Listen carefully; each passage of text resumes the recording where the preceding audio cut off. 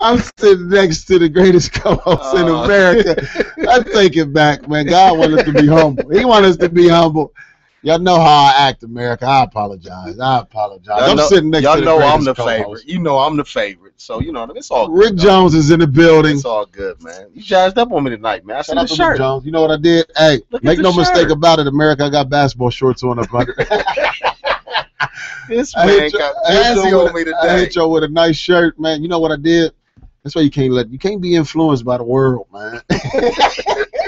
Scrolling through Instagram, man, saw something that caught my eye. Nah, hey, I'm excited about the show tonight, man. Y'all know how we do it at the Rick and Reese show, man. A lot of good music, unbelievable interviews, man. We usually, you know, we've been blessed to be able to get the exclusives, man. Yeah, man, dealing with people, you know what I mean? We've been real fortunate to get the exclusive, you know what I mean? Music, interviews, people in their albums, people in their stories, pastors, bishops. We've been fortunate, man.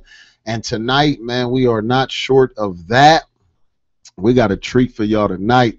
This is a get some popcorn, man, and get all your kids and huddle everybody up type of night, because we got an unbelievable guest, man. Unbelievable. And, you know, the story is just unbelievable. It's a movie. Yeah, it's a movie. Yeah. You know what I mean? I tell him all the time, and you know we'll let y'all know who it is a little later, but I tell him all the time, man, it's a movie, literally. You know what I mean? Because he's seen a lot. You know what I mean? Was exposed, did things at a real high level. Mm-hmm. And so it's really a movie, man. I be trying to picture myself. I be like as the main character because I probably could play the role. You know what I mean? Hey, man, you knew this guy before he knew us. Hey, let me tell you what's funny. When I first met him for the second time. Really, right? When I was an adult and was bold enough to approach him, I like, man, I've been knowing you, man. You just meeting me, man. I've been knowing you, man. You know what I mean? Yeah. Then I had to really show him a couple moves, how I knew it and all that. Right. And then from there, it was history. It was history from there, man. I think I crossed him a couple times, man. Hey, I'm gonna take some shots, man. I told him, man, one day he stood right next to me, didn't even speak, man. He big time. Hey, man, you ain't know me, but man, you stood right next to me, ain't even speak.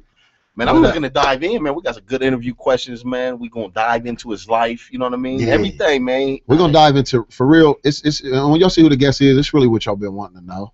It's really what America been wanting to know. You know what I mean? Because it is a national gift.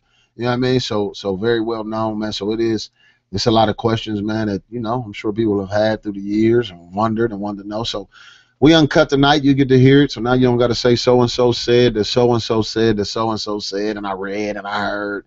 But tonight we're going to get it firsthand. So I'm excited about that, man. First off, the youth conference, man. Shout out to Higher Ground Firehouse Ministries, man. The national convention was in Alabama. It was bananas. Shout out to Karen, you know what I mean, national youth president, man, the bomb. G. Lewis, Vinny, everybody, man, who was there really helped out. All the volunteers had an unbelievable time, man. So, you know, I'm excited about that, man. Shout out to Total Restoration Ministries in Cincinnati.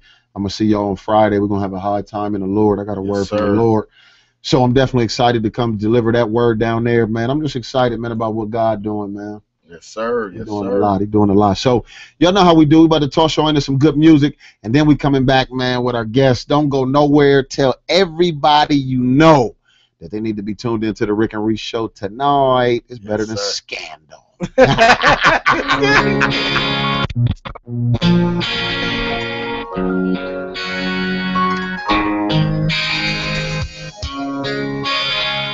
He is the rock. He is the rock. He is my rock. He is my rock. Glory. Yeah. Glory. Jesus is He is my rock. Glory to God. Jesus is yes. Glory to God. Glory to the rock. Glory to God. Oh yes. Jesus is the rock. He is my salvation and glory, the rock of my strength and my refuge. Trust in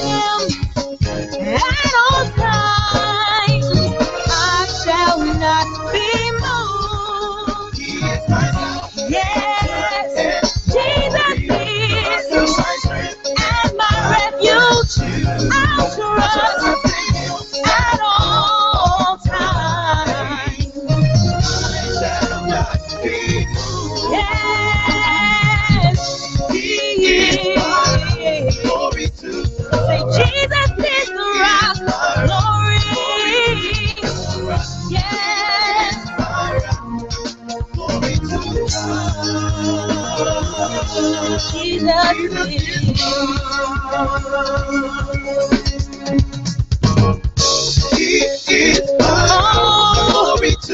just tell him he's the rock. Oh, stand up and say that Jesus is. Oh, glory to the rock.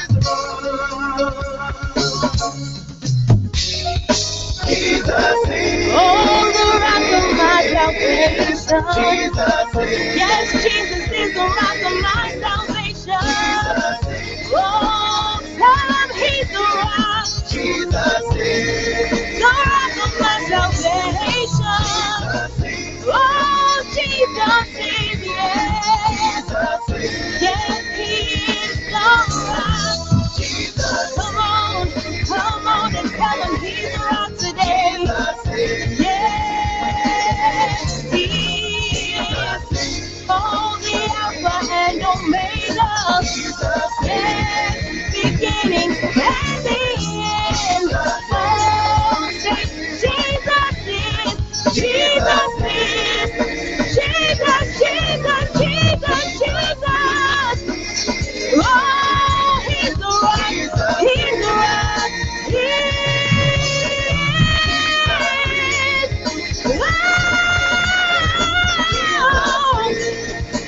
Jesus is whatever you need him to be. That's what he is. That's what he is. That's what he is. He's the rock. He's the rock. He's the rock. He's the rock. He's the rock. Oh, the rock, the rock. Oh, clap your hands, all ye people. Clap your hands, all ye people. Say, Jesus is the rock. Cry out loud and say, Jesus, Jesus, Jesus. Oh, Jesus is.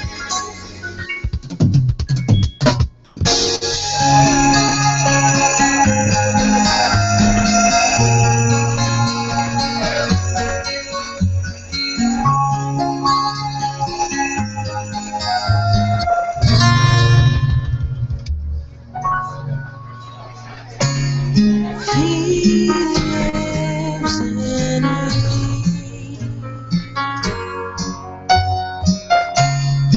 He lives in me.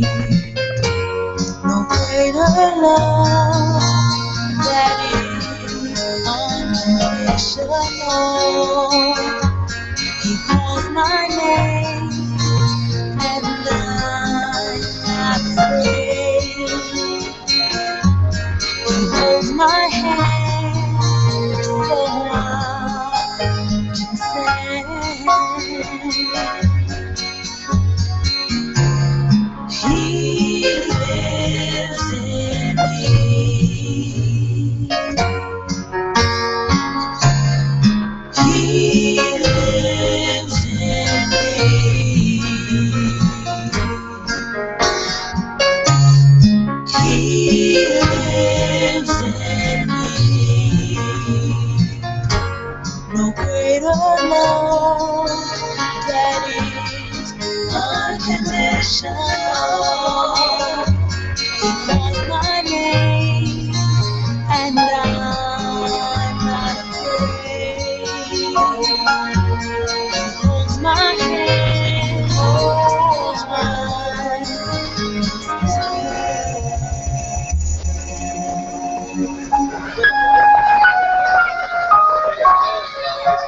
He lives in me. He lives in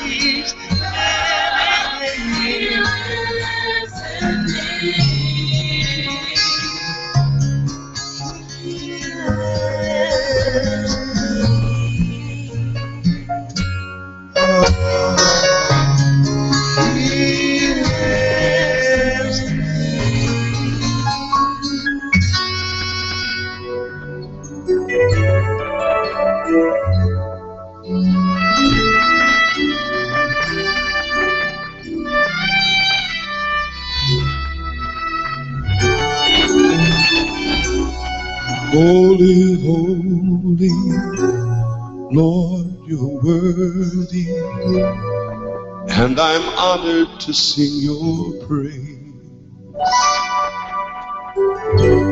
King of glory, God Almighty, hallowed be your name.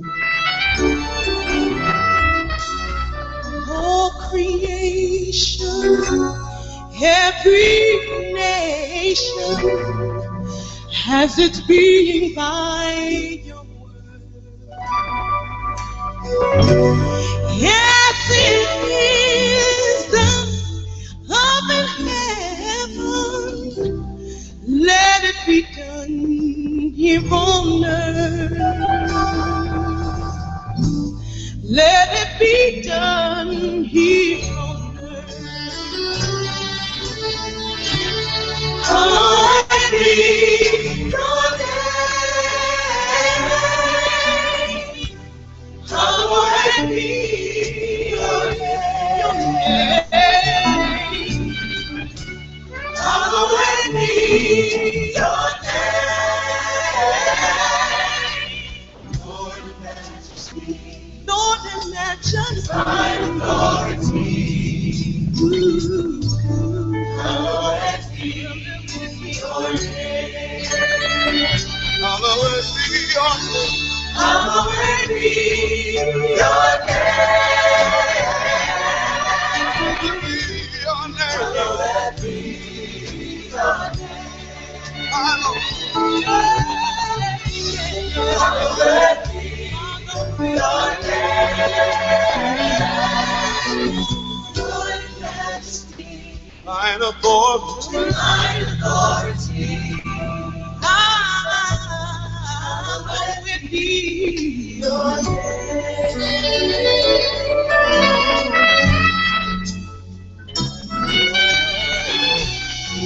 Holy, holy,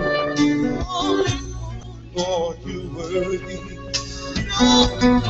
Tonight I'm honored to sing your praise. King of glory, God Almighty, hallowed be. Welcome back, welcome back, welcome back. Y'all locked into the Rick and Reese show on Holy Hills Radio, the #1 internet radio show in America. As promised, man, we told you we got an unbelievable guest in the building tonight. Man, sitting to my left at guard. Ladies and gentlemen, we got Greg Simpson on the Rick and Reese show tonight. Greg Simpson, man, y'all know Greg Simpson from being a McDonald's All-American. You know Greg Simpson from playing at O State. You know Greg Simpson from playing at West Virginia. You know Greg Simpson, man, for being Mr. Basketball 2 times in Ohio. Was it 2 times? The only other people to do that, man, are names like LeBron. Jeez. Who else did it? Jim Jackson. And Sully O.J. Mayo. O.J. Mayo, yeah.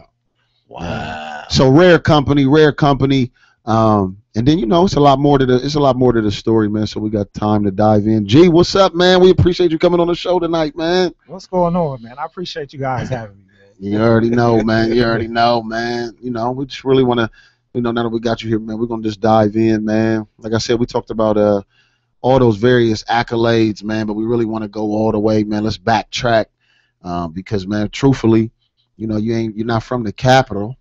Right. you from a small city called Lima, Ohio. Making all this noise. Lima, Ohio. So if we backtrack, man, as a child, you know what I mean? At what point, man, did you put this ball in your hand? How did the ball get in your hand? You know what I mean? Was it somebody older than you saw doing it? Was it your pops that put it in your hand? How did that come about? How did basketball become a love early? It was my pops, man. From an early age, I would say like 3 or 4.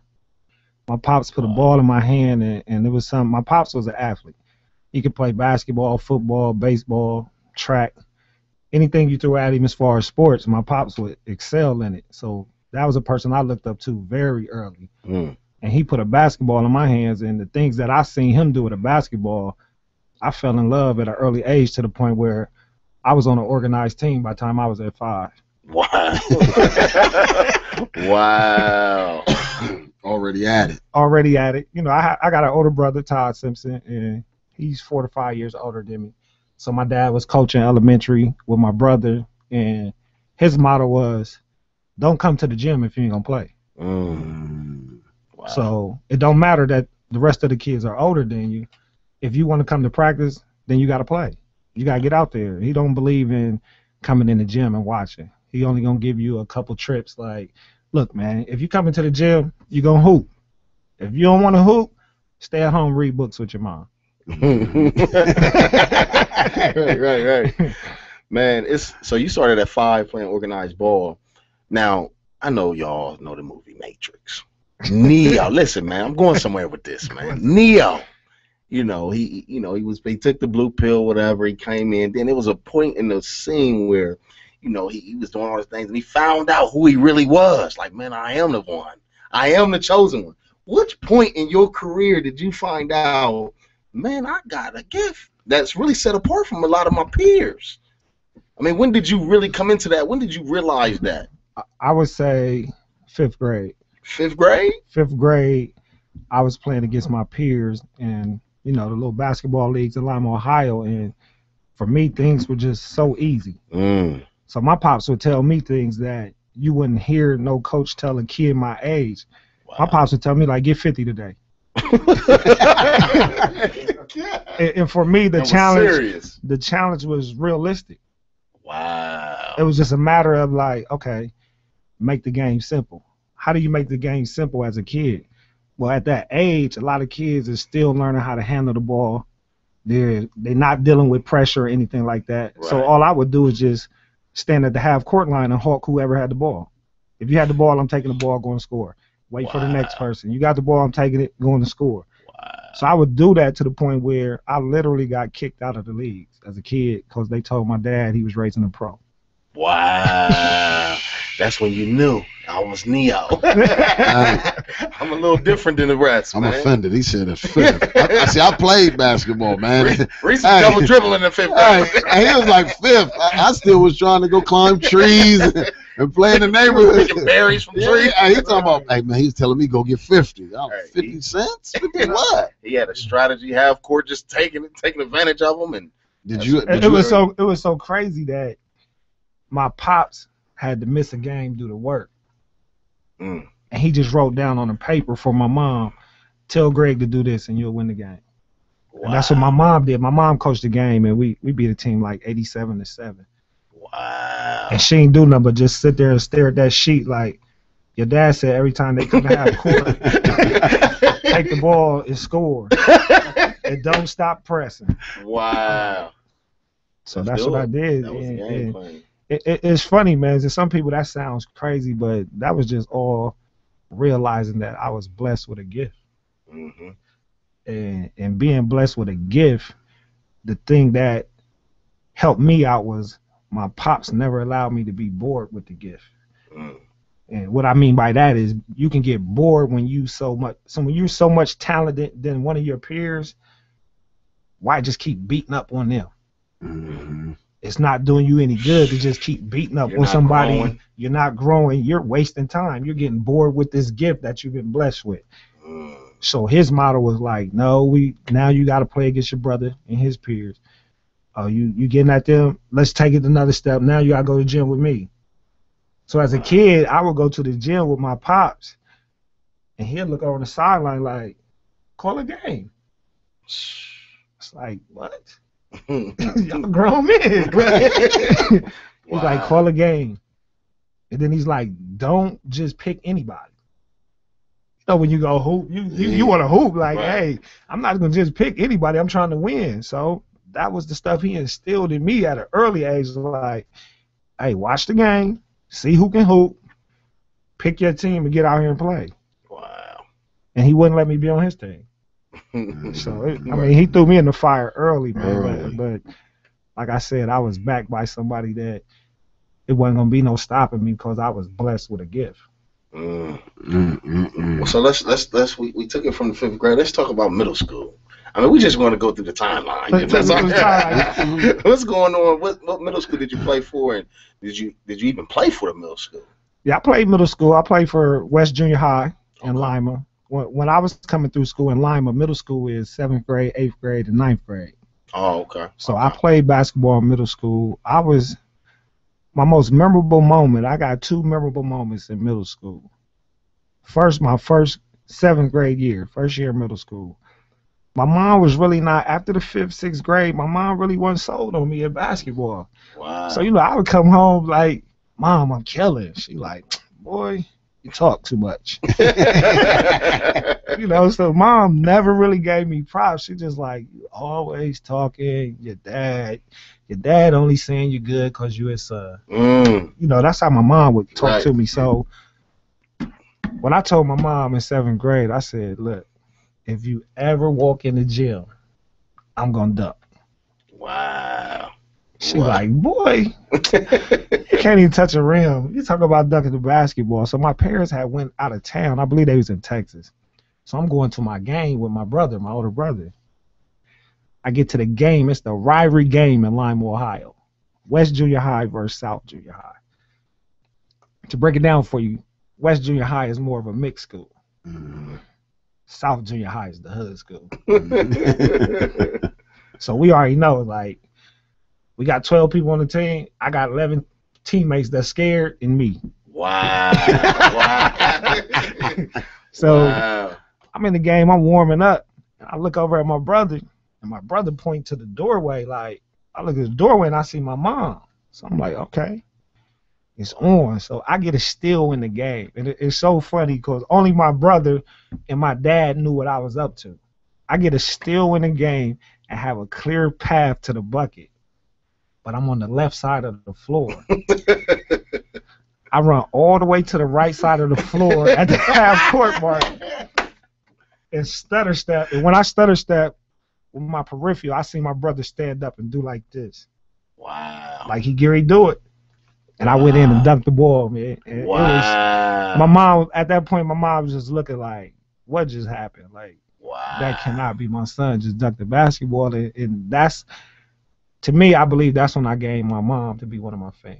Wow. First dunk in the game? Was that your first dunk? Yeah, first dunk ever in a game. That's beautiful. In 7th grade. And then, also, 7th grade, I hit 13 threes in a game. Again, against South. This time, it was at their gym. It was a good game. Like I told you, there's 12 people on the team, but whenever we play South, it's 1 against South. Right. So I was in the 8th grade. We playing against South at South. The atmosphere is crazy. At South, you play, the gym was like a pit. The floor is down here, but the fans is over top of your head. Almost like so it's like that above the rim. So it was crazy. The atmosphere, and man, my team was scared to death. Right. So it was just one of them things like, okay, lock eyes with my dad. He telling me what to do with his. Me and my dad got signals. He telling me what to do. I just catch fire on the 3. Man, South beat us 54 to 52. I had 48 of West points. Wow. So, right, like things like that. The people in Lima started to say, like, man, Little Scoop is nice. Because no matter where you threw me at, I really felt like as a kid, like I could beat a team by myself. You put up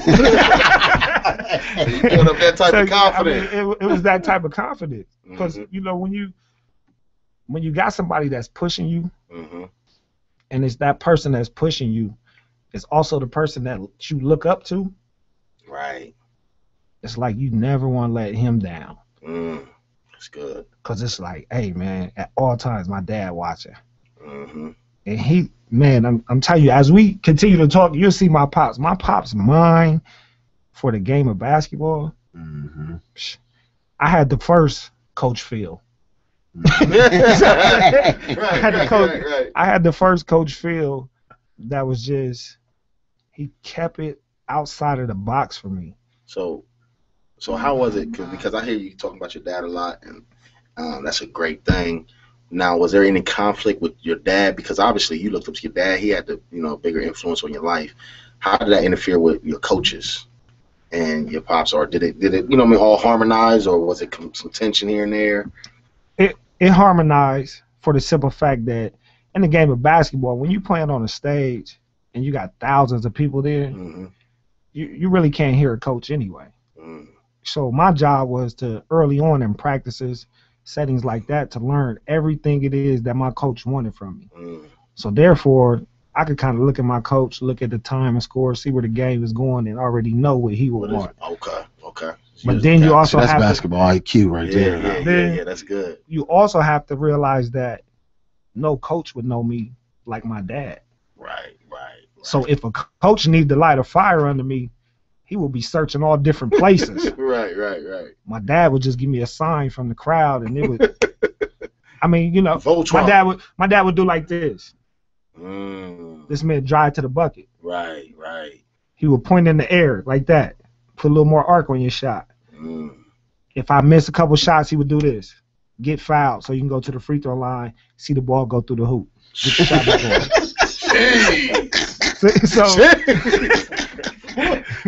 So, I mean, and it's funny that you say that. I vividly remember being in a huddle in high school, and I'm bent over like this, and the coach is coaching in the heat of the moment of the game, but I'm bent over like I'm looking at him, but my eyes is going up to my dad. And the coach is like, Scoop, what are you looking at? I'm like, I hear you. Keep talking. What are you looking at, though? I'm like, Coach, come on, man. You my coach, no disrespect, but I'm listening to my coach. Wow. Right. So my dad was that one that could challenge me to get me going, to get me right back on track, because this is the guy that I put in work with day after day, hour after hour. Right. Sit there and talk, sit there and break down games. Taught me how to watch basketball. See, a lot of basketball players don't know how to watch basketball. They watch basketball and watch the whole game. Right. But if you studying the game and you can see yourself being on that stage one day, you have to watch your position. That's good. So you already know what's required of you when you get to that stage. Right. See, and they don't know that this is how you impress coaches. When you can just walk in the gym, make a pass, and know where to cut without a coach saying anything. Like, who told you how to cut like that? Well, when I watch basketball, I watch the point guard. Right. I don't get caught up in the game unless the game really just get lopsided. Right. But when I initially sit down and watch basketball, I'm watching where the point guard go, what he pass, what he do, what's his assignments, see how he's talking, see how he's vocal. I got to see all the things besides just putting the basketball in the hole. So my pops taught me how to watch basketball. Wow. What? Oh, my fault, man. I hog the questions. Hey, I'll hog all of them, man. We always lock the doors. We always lock the doors anyway. He's stuck. He can't go nowhere. Right. Now, in that same town, because what I mean, like I said, I always like to focus on, and we're gonna end up, talking about the progression of it, but because Lima is small for real, and if the truth was told, I didn't even know Lima existed till I turned on TV one morning, cooking some eggs, waiting for the school bus to come. And during basketball season, and y'all was in the Final Four, man, down at the thing, and it was just on the news, and I'm looking like, Lima, hey, it's this dude, and then I just got on about, it's this dude at a school called Lima. I didn't even know what Lima was, so it's a small city, but there was some other big gifts. You had Aaron Hutchins. Yeah, I got cousin Aaron Hutchins. You know what I mean? So that came out of Lima. Well, for Lima to be so small until this past year, Lima used to have the most Mr. Basketball in the state of Ohio's history. We had 4. With my 2, Aaron Hutchins, who's my cousin, he won it, and then Jamar Butler. Wow. So right now, I believe we're tied with Columbus and Toledo. Oh, Cleveland? I thought Cleveland had. No, with Jim Jackson's 2, and then William Buford. Okay. And the kid at O State now from Toledo just won it. Yeah. I think he's like a sophomore this year. So Toledo got 4, Columbus got 4, and Lima got 4. Oh, wow. Who we got? Gregory. You got Lav. No, The Mr. live one? Basketball, Columbus got, Gregory. Kenny Gregory. you got Trey Burke, Yeah, Jared Sullinger, Gregory, and other one from Columbus. I don't think Lav won it, but he was up there. We played in McDonald's. Playing them. I'm not sure who the fourth one is from Columbus, but Columbus got 4. We're gonna look it up. We're gonna Somebody Google it. somebody We're gonna Google it during. Hey, If you Somebody know let the us 4 know. people, call into the show. Hey. 577-1434. that's it. We need that answer. 577-1434. Worst case scenario, we'll Google it during the break. So, like, was it? The town is small, and I seen some footage, and he put in work. So, and he had somebody else on that team too. DeMond Lyles. Yeah. DeMond So now Lyles. here's all this talent. Was it hard to, in this little, because he had a big name, was it hard to really be like, nah, this I'm the one from here? Oh, definitely. It was.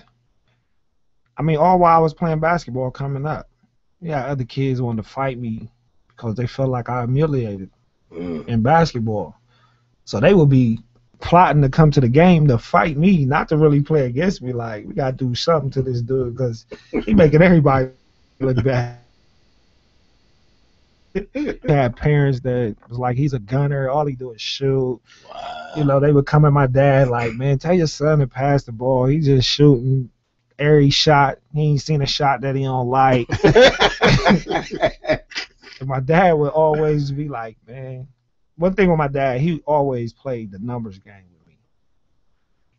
So my dad was about percentages. When everybody was like, man, you a gunner, my dad be like, you shoot 53% from the 3. The number 1 dude in the NBA shoots 40. How can you call my son a gunner? So my dad always put it in perspective where he like, man, block all that out. You shouldn't hear that if you locked into the game anyway. Right. You see what I'm saying? But I noticed that as I got older, it started to affect the people I was playing with. So I had me and DeMond Lyles was probably the best backcourt. Not probably, we were the best backcourt to ever come through Lyman Senior School ever. But for a moment there, it was like a tug of war. Because he had his followers like, no, and he's from South. And me being from West, his followers like, you the man. You need to be the one leading the team in scoring. You need to do this. And I'm like, okay. It didn't bother me. But our high school team didn't get better until me and him had that discussion where it was like, look, man, I need you to get anywhere 25 to 30 if you can. Right. This helps me. Right. I'm playing against a triangle and 2 all season. If you get 25, nobody can beat us. Right. So, and I always looked at the game like, man, there's so many ways to score in basketball. But people are taught that you got to have the ball in your hands to score. No, you don't. I played the numbers game. High school basketball, 8 minutes a quarter, you play 4 quarters. That's 32 minutes. Point a minute, I average 32. Break the game down. You see what I'm saying? Right. Now, you come out, we had a set play at Lyman Senior where you tip the ball to our point guard, set a pick for me, I would fade to the 3. First shot of the game, I would shoot a 3 from the hash. Because nobody is thinking to come out that far. I would shoot a 3 and hit it. In my mind, that covers 3 minutes. I'm dead. You see what I'm saying? I'm dead. So you can shoot all you want. You got 3 minutes to shoot before I hit another 3 or do something. So I broke the game down to if I hit anywhere from 4 to 6 threes a game, take 10 free throws, and I'm required to shoot 80%. So if I hit 8 free throws, that give me 8. If I hit 6 threes, that give me 26. I ain't even said nothing about steals, rebounds, putbacks. See what I'm saying? So now we talking about averaging in them high numbers, them 30s, and making it easy within the frame of the game with your team. Because did nobody say the other teammates was going to hit every shot? Somebody got to rebound. Somebody got to play defense. Somebody got to shoot the gap. Right. So that's what my pops would challenge me with. Like, man, you leave too many points on the floor. You get to thinking like points on the floor. So, like I said, man, my pops he was a master. He elevated you. Yeah, he elevated you. Never IQ. Never a dull moment with pops in basketball. Mm-hmm. And I was trained early that there wasn't going to be any compliments. I wasn't a kid in pops. Elementary, like I told you, I scored 50. Pops told me everything I did wrong. Mm. Like, man, all right, keep dribbling on the left side with your right hand. You know what I'm saying? I really like early age. I used to look at it and be like, man, have you ever scored 50 in a game?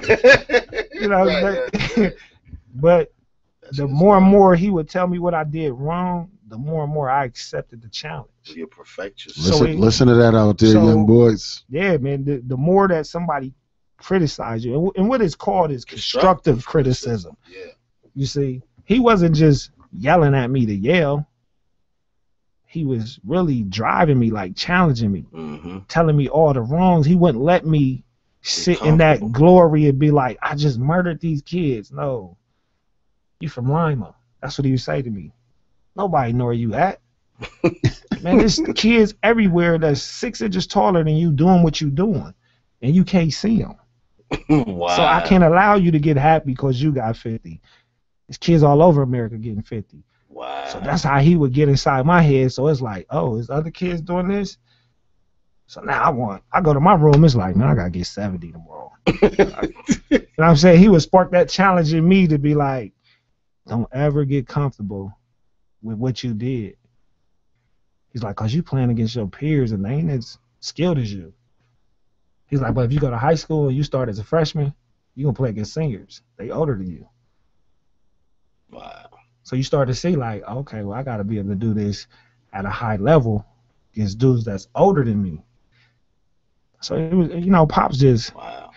Like I said, man, I had the first Coach Phil. See, man, people your name ringing bells and we hear Mr. Ohio, but see, people very seldom do people see what went into that though. They just think you just popped up that year, had a good year, you Mr. Ohio, but you put in work for that. My pops had a strategy for everything. What we like to call it is this. I'm sure everybody's seen Rocky. Mm-hmm. And it's a tool that I took from my dad and I use it with my son. But it's funny because my pops would tell me, everybody you play against, they the Russian. They use machines to work out. They use cones. We're not going to do that. You can run these hills. I was more like the Rocky type.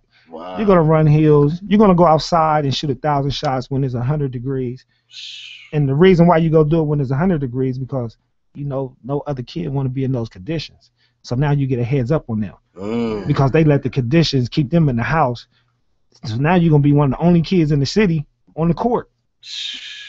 And he challenged me. He said, look up in the sun and then look at the rim and start shooting. He said, trust me, you won't see the rim. Shooting a basketball is not, he said, a lot of coaches and teachers tell you, study the rim. No, it's touch. He said, you should be able to shoot that ball and make it without even looking at the rim. You should be able to close your eyes and just know Art English follow through the right touch when the ball is going in. Wow. So I was really challenged at an early age, man, a lot different than other guys. I just now figured out why I wasn't Mr. Ohio. Right. I'm just now figuring out why I didn't make Mr. Ohio. It's killing me. I thought I played basketball at a high level. No, man, listen, he's sick at the kids that wanted to kill. Man, I want to kill this guy right now, man. You was doing all that. I wasn't doing none of that. So when we talk about Aaron Hutchins, did y'all go head to head in high school ever? No, we never went head to head. He's younger than me by 2 years, but we grew up playing at my grandmother's house on the garage together. So we was very familiar with each other. Everybody in Lima, man, Lima had a lot of really good guards, but in my era, we never really seen height. Mm-hmm. So we played with guys that we was trained in you had to do everything. To get on the court, you had to rebound, you had to play defense, you had to score, you had to have confidence, you had to be able to run and run forever. like really, like my pops was teaching me signs in elementary. If a kid bent over and touched his knees, I knew automatically attack him every time, because when you tired, you don't think well, and it'll cause you to do a silly foul. So even if you're not my man, if Rick is guarding me but you're tired, I'm going to dribble your way. Because I know if you're tired, you'll do the lazy play, like just reach in and foul me. He had an advantage over these kids. I had the advantage, and they didn't know, and it was really coming from my pops. Right. The funny thing though, man, is his. You know, I mean, I've That's been fortunate crazy. enough to meet his parents, man. Shout out to Mr. and Mrs. Simpson, man. Great people, man. I ain't just saying that. Open up their home, man. I mean, I'm talking about love you like they own. I was down there spending the night. Greg wasn't even with me. Wow. Hey, you know what I mean? They open up their home, man. Great people. But man, just sitting and talking to him. The last time I was down there, man, his basketball IQ, man. I'm talking about, like, you'd think now he's still coaching him now, though. I mean, he's still, everything is so vivid, man. He can recall, and He raised up a Minster, Ohio. I mean, you know what I mean? his IQ is so You can see. high. You know what I mean? And it's funny, man, just to sit there and listen and to talk to him, man, and hear that wealth of knowledge. And it's sick. Everybody ain't getting that. Like, you know what I mean? Coach. It ain't by chance that he Mr. Basketball now. Right. He didn't 'Cause coach everybody any ain't high getting school that. or anything like that, but my dad, the greatest asset that I would say my dad has in coaching is he'll build your confidence. My dad is the one that'll tell you, like, when they say, man, that play right there is impossible. My dad will break it down for you and say, no, it's not. Just everybody can't do it, so they won't attempt to do it. Right. You can do it. So he would put that in you, and he would use analogies, man, in basketball that had nothing to do with basketball. Wow. Just to make you feel like, okay, we finna come together and we could do this. Right. And I seen him do it, like, I seen him do it with my brother. My brother, when I was on that 6th grade team with my brother then was in the championship game. And this back when North Carolina beat Georgetown, when they passed the ball to James Worthy at the end on the steal, and they won the championship. We watched that game, studied that film, and then my brother went to play in a championship game. And my brother then was outmatched, clearly. Like, I'm going to the game laughing like, man, y'all about to get whooped. Y'all got to put me in. But my pops made my brother look at the game totally different to get him, to will him to win the game. He made him look at people like, you know what? They best player, I sized him up. He's not physical. So early on, this is what I'm going to do. So, for instance, if you were the 12th man on the team, the first 2 minutes of the game, my pops would have put you in the game and told you to foul they star player as hard as you can, smack him across the bridge of his nose, so when he go to the free throw line, he tear up and can't really see the rim, and I want you to foul out in 2 minutes. Like, but this is strategy. This is unreal, but what that was going to do was cause him to, anytime any contact was coming, he's going to flinch up because he's tired of getting hit. But you're getting hit by the 12th man who we really don't need. You see what I'm saying? So he made everybody on the team, you had a role. He'd tell somebody like, hey, look, they big. Y'all just scared of him because ain't nobody challenged him. The next time he go for a rebound, I want you to push him into the mat.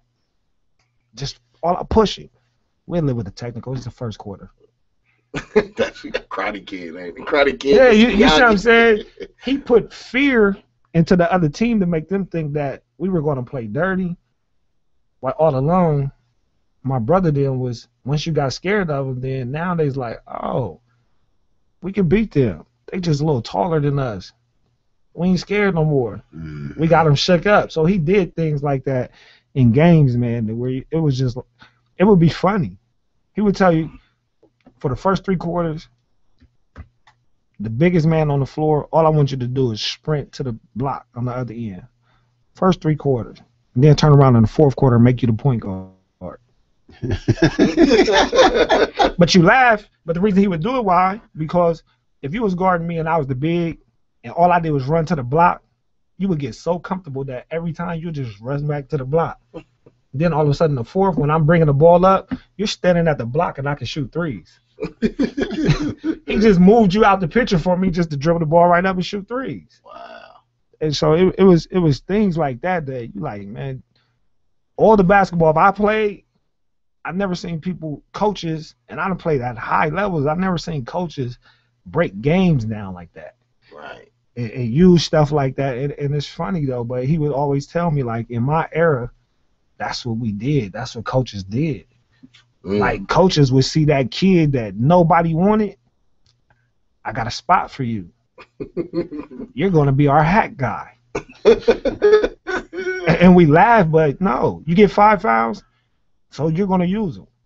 I'm not going to let my star player use up his fouls.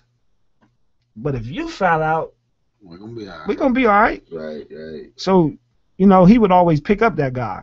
He was the guy that thought he was going to get cut, walk out of jail with his head down. He's like, no, I need you. You're part of this team.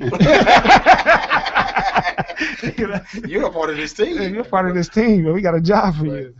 So when we talk about, you know, elementary school, man, going for 50, he was killing. Got to middle school, realized the gift, he was still killing. But we know that fame doesn't start coming to that high school level. And then when we get to the high school level, we know that it gets serious, because then you got the influence of, you know, college and recruiting and all of those things. So you when we look from freshman to senior year, man, every year it was a crazy increase scoring, and it was you know what I mean, it was a crazy increase. So walk us through that, you know what I mean, coming in as a freshman to Mr. Ohio. Well, as a freshman, I'm still in middle school. Yeah, he was So, but no, I played 3 games on my freshman team at West. I'm averaging 50.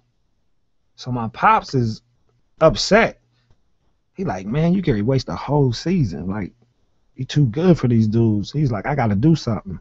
So my pops went to the school board and said, man, y'all need to at least move him up to sophomore, because if not, he's about to waste a whole season just murdering these dudes that's his age, and he's not gonna learn or grow.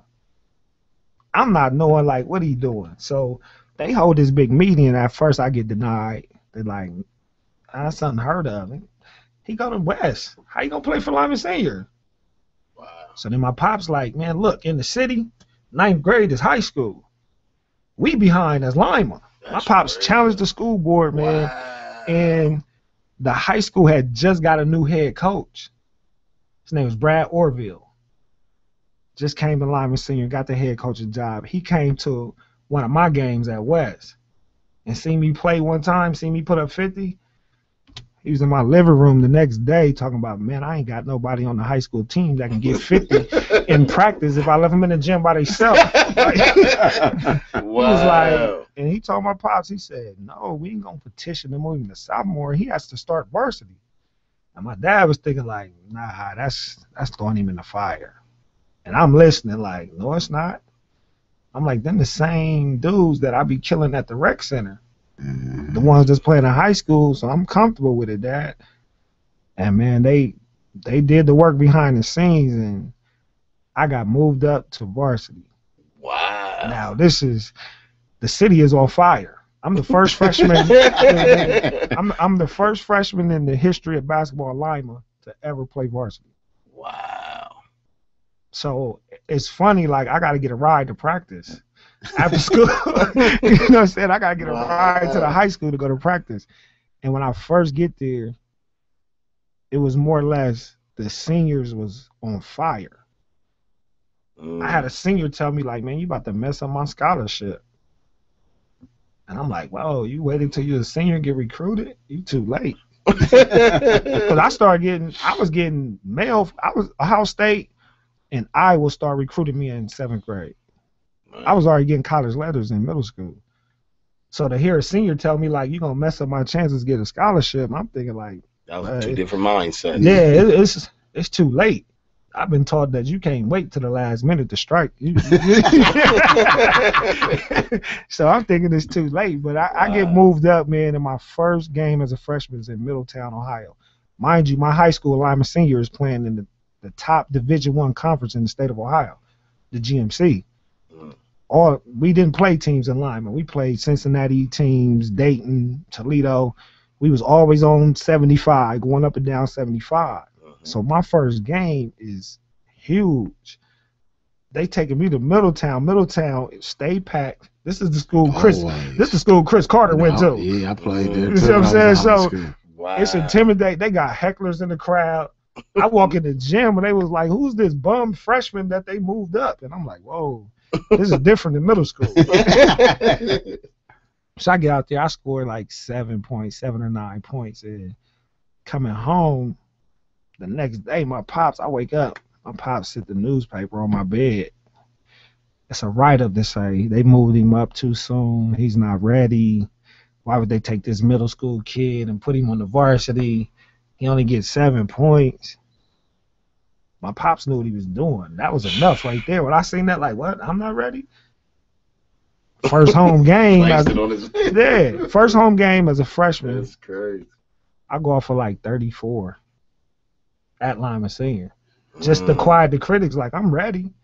It's just that the chemistry. You see what I'm saying? The chemistry with the team is like, there's no way I'm a senior and I'm going to a middle school dude to carry us. So I had to deal with those battles within the team. Like, look, man, I wasn't brung up to take over the team. I was brung up to help y'all. But I'm trained that if we're losing, I'll take over. You see what I'm saying? I would do it off instinct. And it had nothing to do with the age group. It was just I wanted to win. So if we losing and you're a senior, it's like, okay, you're not getting it done. Watch out. I can do it. But, you know, you had to fight them battles in practice, and they try to rough me up and thought I was going to break. And it was really. Was getting hazed and everything. Man, it was really like to go hoop and then have your teammates mean mugging you, man. You better get me the ball. I'm the man on the team, and I'm really just laughing like. So when did they accept it? Like, man, this is Greg Simpson. Man, he got talent. This is my team. This your team now. I'll tell you when they accepted it. And it's a funny story because as a kid, I always watched basketball. So we at Lima Senior, I'm a freshman, and Jim Jackson comes to Lima. Now, mind you, at this time, I haven't seen no like sellout crowd all to see one person. Right. Entourage. Like, you know, you got sophomore games starting like 4 or 5 o'clock. Then JV sophomore game is standing room only. Wow. In the gym. I'm like, whoa, who is this? Like, I just watched this dude, though. Mind you, I used to go watch the high school, and Jim Jackson was playing varsity as a freshman. Right. So I'm like, wow, he's just reading the magazines, man. He's Mr. Ohio already. Number 2 player in the country behind Kenny Anderson. So I'm like, whoa. And I walk in the gym, and our whole team was over there in line to get his autograph. Man, no. Don't tell me that. Before the game. Man, what? I'm on fire. I'm not cut from that cloth. Right. So in the locker room, I lose it before the game. Like, man, y'all bums. Like, y'all, how you gonna go get his autograph before the game? We can't play against this dude. And the upperclassmen, they trying to yell at me like, man, you don't know who that is. You got to show respect. I said, listen, I was taught you put your shorts on like I do. Right. One leg at a time. I respect nobody when I step inside those lines. I don't care if you're Jordan. Right. You got to play. You got to beat me. Right.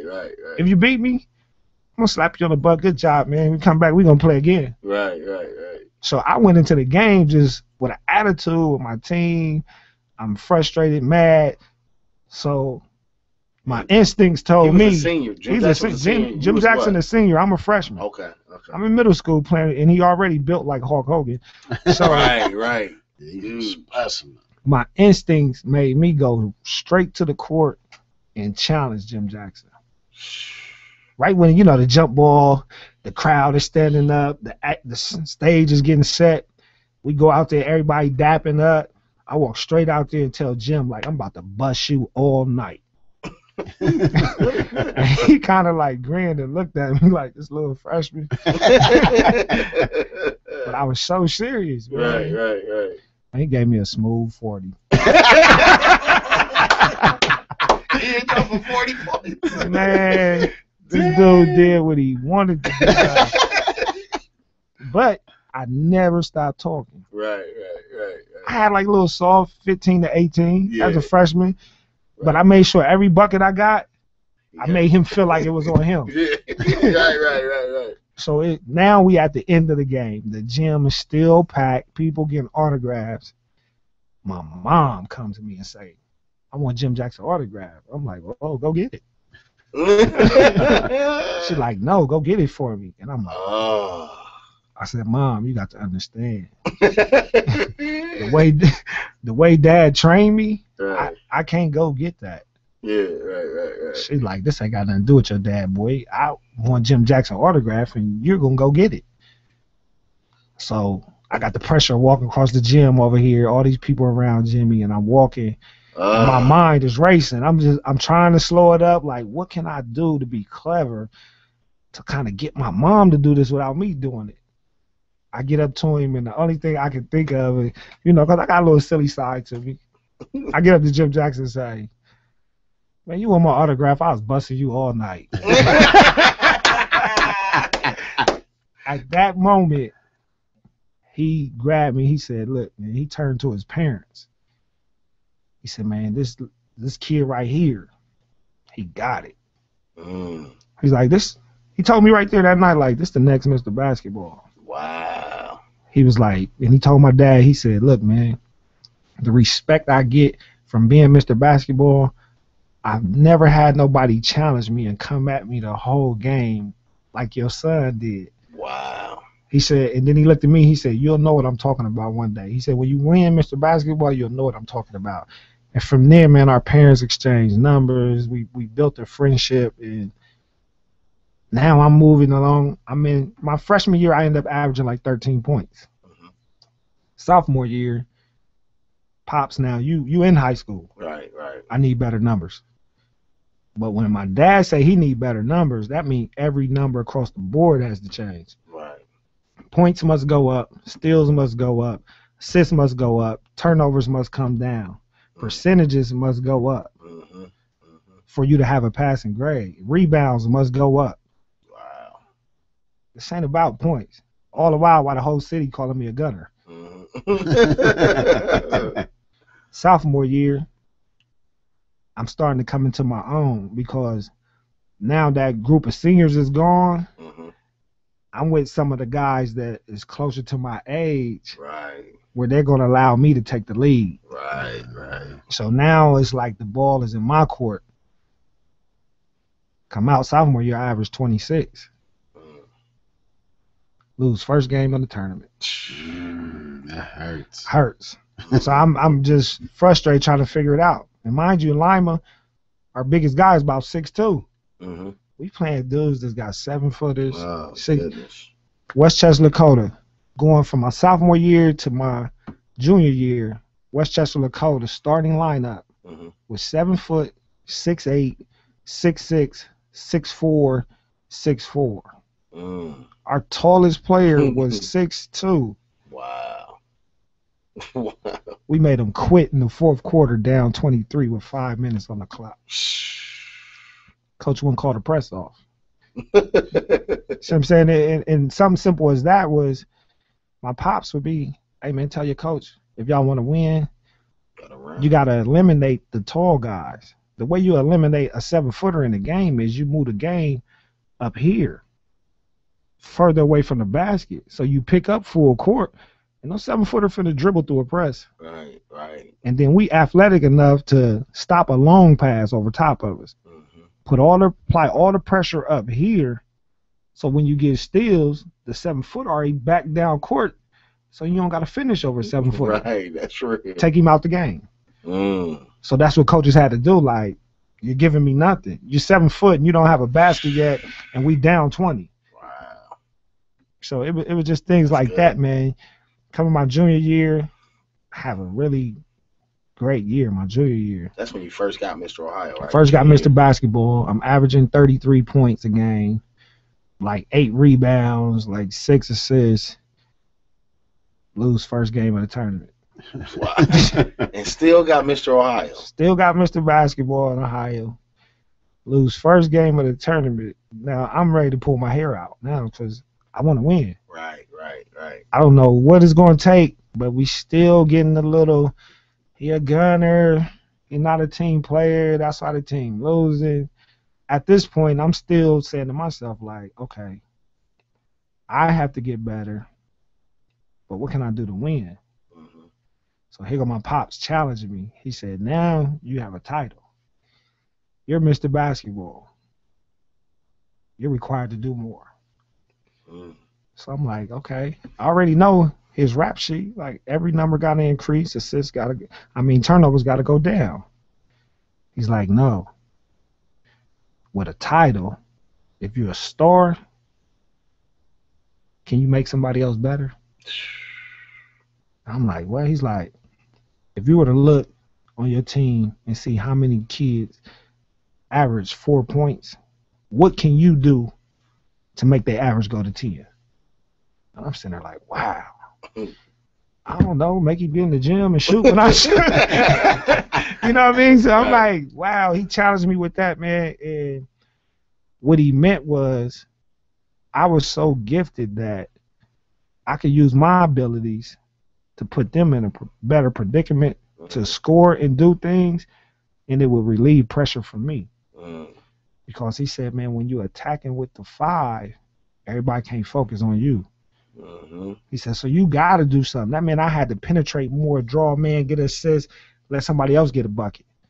If Reese was to put his head down because he missed a shot, I had to run by him, slap him on the back like, I'm coming right back to you. You're going to hit it. Mm. He said, now when you got a title, when you say something, it means something. Right. That's real. You see what I'm saying? So, you missed a rebound. Don't worry about it, Rick. You're the best rebounder in the country. You're going to get that one. That's good. You see what I'm saying? Right. I had to get to know each and every individual on my team off the court. Mm. What you like to do for fun? What you like to do? So I'm saying my pops was playing a master game with me. For real. So that's good stuff, though. So I had to find out, like, how to read Rick emotions. Mm-hmm.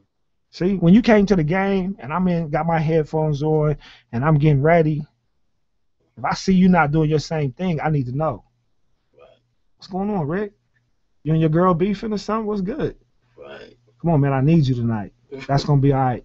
I'm going to go say something to her for you. Just so I can have your mind set to go to war with me. Wow. See what I'm saying? I was playing on a high level. It was a different level. I was playing on a different level, Yeah. but you got to know the pieces that you got around you. You see what I'm saying? If you go into war and you found out, like, we finna get into this fight, we finna go to war, but you ain't never fought in your life. If I don't know, I'm in trouble. Right. But if I know everything about Reese, I'm gonna make sure that Reese is at his best when we go to war. Mm. You see what I'm saying? Right. So I'm coming at Reese like, Reese, you gotta get me 10 rebounds, baby. If you get 10 rebounds, we win. Nobody in the country can stop us if you get 10 rebounds. Don't worry about my points, man. I need your rebounds. He got me over here. I was over here like this. I swear I can do it. So, Right. when you doing that to guys, man, and you like my pops would always say, when you the star, you got to know how to make the ones around you feel good. Mm. That's when I realized, like, hey, me and Lyles got to sit down. We got to chop it up, man. Mm. I can't win without you. That's crazy. I need you. Freshman year, lost first game in the tournament. Sophomore year, lost first game in the tournament. Junior year, lost first game in the tournament. I refused to lose the first game in the tournament in my senior year, man. Senior year, right. So and then we coming with our team had 8 seniors. Mm. That's it. It's the final go round. Either we can all be remembered or they can remember me. What y'all want to do? It's simple. Right. I'll choose for all of us Right. because I want to win. Right. So let me know what I can do to get you to come to the gym with me. Mhm. See what I'm saying? So coach came at me senior year like, man, look, there go the keys. Went and bought us the shooting machine to where we can shoot the threes and the ball roll out to you. I need everybody on the team to put in 2 hours a day of shooting nothing but threes. Mhm. And I'm going to hold you responsible for it because you're the star player. If you knock on their door, like, let's go hoop, they going to go. Right. Then Rick Pitino came in and told my coach, he said, man, with this team you got a lot of athletes. He said, so your whole motto should be, we're not going to out-rebound anybody, but we're going to outscore everybody. He said Rick Pitino. Right. I mean, Yeah, man, you got to really catch it's- that. it's Like, Crazy. Man, at this time, it's like, That's crazy. that's the part we overlooking. so you can It's get caught up. We can talk about basketball, it's but I can talk to you Coaches like, if you would have went to high everywhere. school with me, you'd have lived like a rock star. Wow. It wasn't, Lyman Senior was, man, the Lyman Senior in the morning, we played for the team. Right. To get tickets for our parents, we had to stand in line. Wow. Nobody went to homeroom. The whole school was wrapped with a line with people waiting to get tickets for Friday night. It's Monday.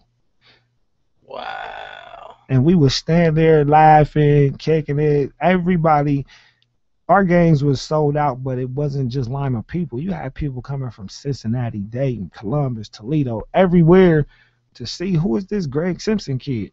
Wow. what type of So- coaches was coming through there? Man, coaches, Practices and, the funny thing is, not practices, to just be sitting in class. I would be sitting in class, man, and like with my peripheral, I look at the door and be like, man, Bobby Knight at the door. And my and my teacher would literally like lose it. Like, oh my God, like, oh.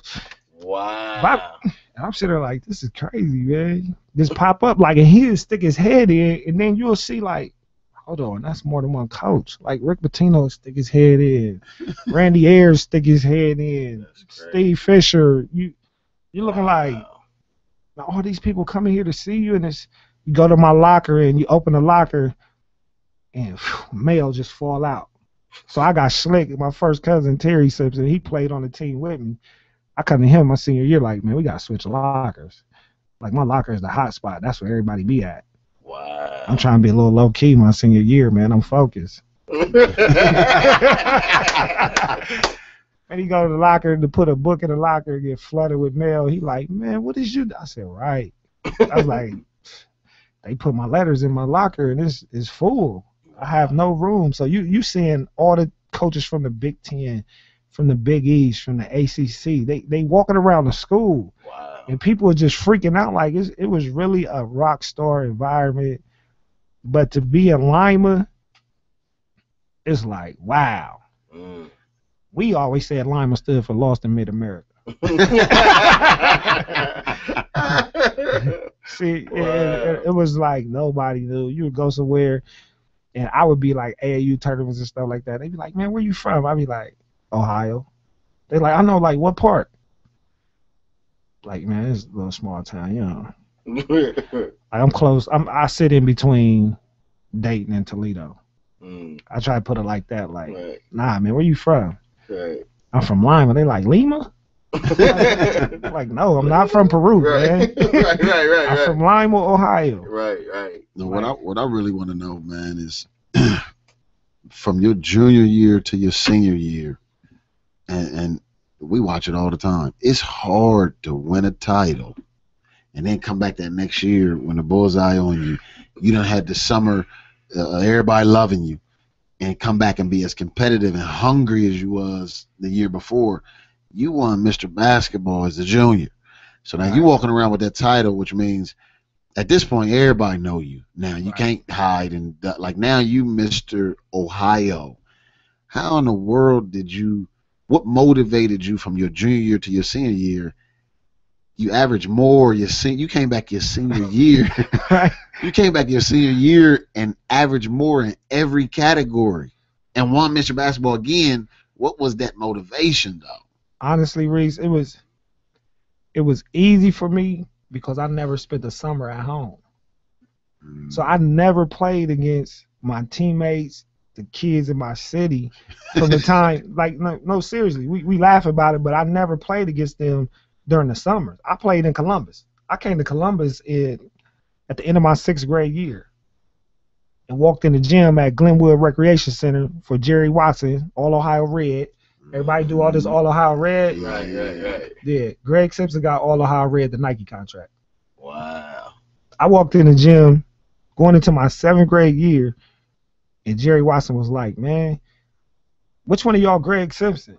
And when I walked out to the middle of the floor, people started laughing like, nah, that can't be him. Some of the stories we hearing, you're not big enough to be him. Right. It's like that can't be him. So we played, man, and I like ran through cats in Columbus like it was easy. Wow. I just knew my skill level. I was like, oh yeah, y'all still trying to figure out who I am. It's too late. It's too late. If you don't know, I'm in attack mode at you. Right. So I would play AAU and travel. So you thinking like from the time I was maybe like 13, 14, I was playing against the Grant Hills, Chris Webbers, Big Dog Glenn Robinsons, Travis Best, Jason Kidd. So I wasn't playing against the dudes at the rec center like the rest of my teammates. So I was on the main stage, having to battle. To come back to high school, that was like literally playing varsity high school was like playing in a freshman game for me. It was like, man, you guys don't even understand. I'm seeing Chris Webber run the point at 6'9". Jeez. Oh my. Coming coast to coast doing 360s on people. Coming back. And then you come back to school and you like, right. Man, this is so easy. Because now I'm going to the hole. If you under 7 foot, I'm gonna dunk on you. Because why I have to do this on the stages that I played on. Right. So when you play on that national stage and you play against the cream of the crop, to come back and play high school basketball it's really easy, and that's when I get to have fun. Right. Because now it's like my pops would tell me like, show them who Greg Simpson is. They don't know. They don't go on the road with us when we take the show on the road and play against the top. All they think is you can shoot. You got to show them who Greg Simpson is, man. You got to liven it up. This your senior year. You want to go out with a bang? You got to liven it up. So then now it's reverse dunks. It's throwing it up on the arm. It's alley oops. It's off the backboard, run somebody down, dunk it. This is the things these are the things that I'm doing on a national stage that Lima is not seeing. So my dad is like, you got to let Lima really see you. So what I tell kids is basketball is high school is nothing but a stage to show off how hard you worked when you were away. I didn't approach it right. Right. You know what I'm saying? Because if you find players that's actually in the season of high school, like I'm working on my game, you're late. Players are made when you don't see them.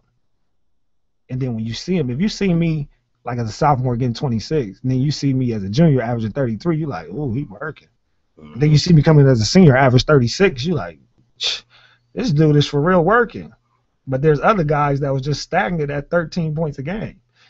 Wow.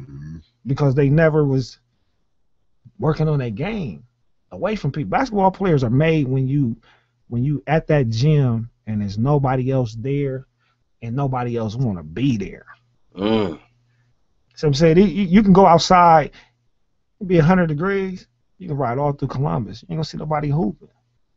That sets off a bell to me. Where your hunger at? You got the same opportunity as me. 100 degrees to stop you? I can be better than you. I'm going out there. I'm going to see what it's like to play in this heat. I need to know. Wow. See what I'm saying? Because you got Pops telling you, like, I'm chasing after Jason Kidd. He's the #1 point guard in America.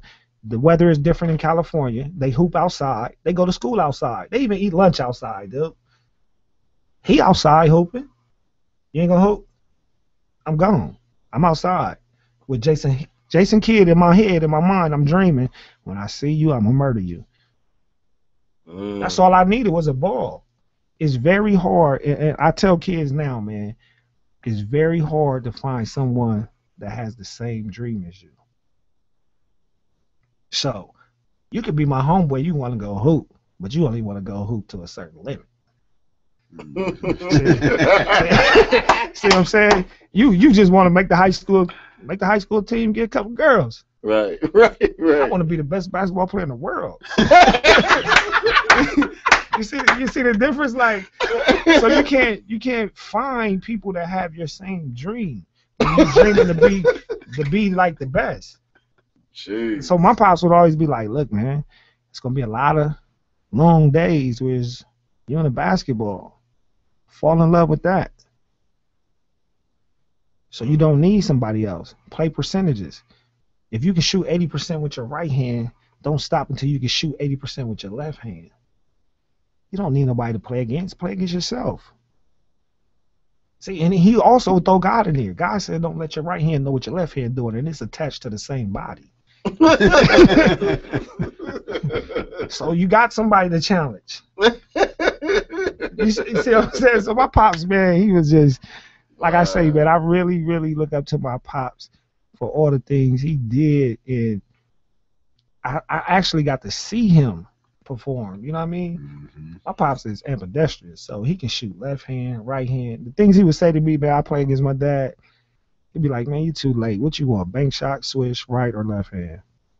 And whatever I called out, he did and made it.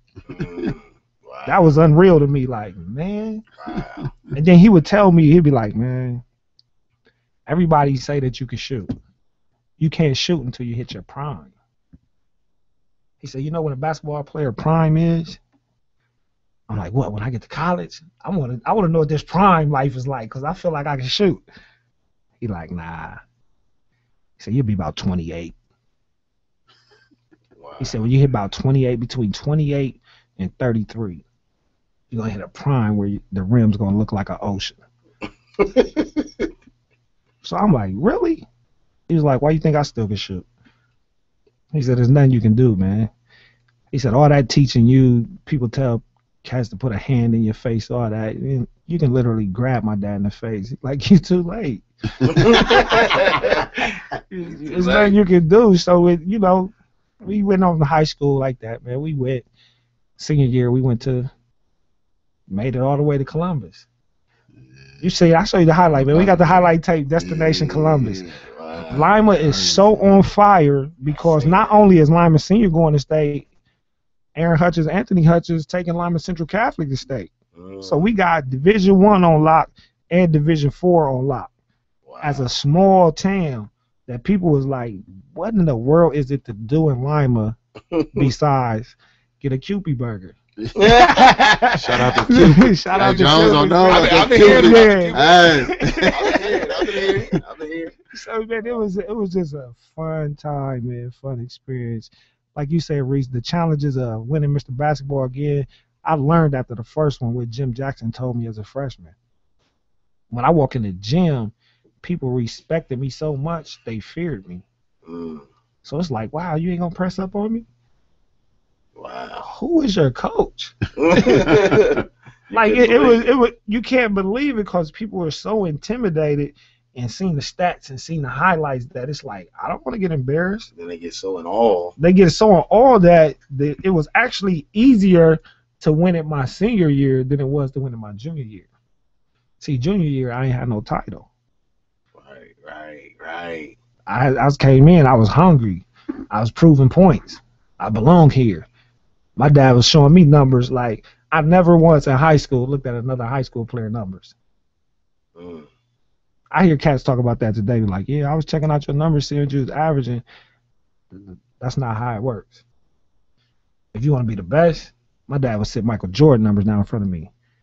Yeah, he had 35. It don't take that many shots to get 35, though.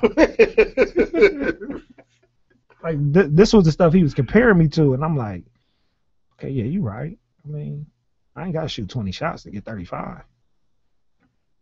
That was my challenge. Not the high school dude. If you limit yourself to high school, then that's telling yourself that I only want to be as good as high school players. Wow. Man, we're going to go ahead and take a break. We got Greg Simpson in the studio. We're going to talk about a little bit of O State and what happened there. You went to West V. We got an interesting story, so please keep it locked. We're going to kick it to some music. I think it's Faith Johnson.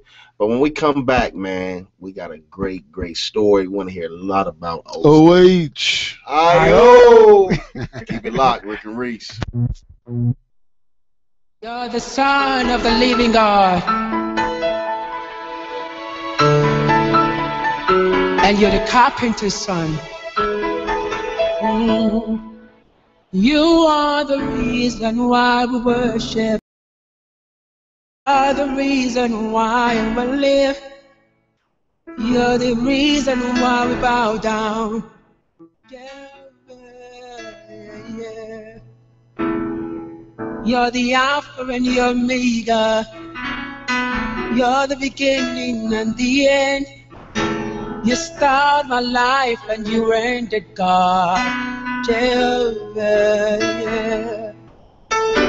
You were crucified on the cross, and you rose again on the third day to give me a reason to worship you. Jehovah Nissi, Jehovah Lord. You're the Most High God, Jehovah Sikenu, oh, yeah. Jehovah Love. You're the Most High God, you are my daily bread. Jehovah Elohim, Jehovah Adonai, Jehovah Tzidkenu, yeah, Most High. Guess what? You woke me up this morning and you put food on my table and you started me on my way, Jehovah, yeah. You're my healer and deliverer. You're my redeemer. You're my savior, Lord. You're my sanctifier. Join me now.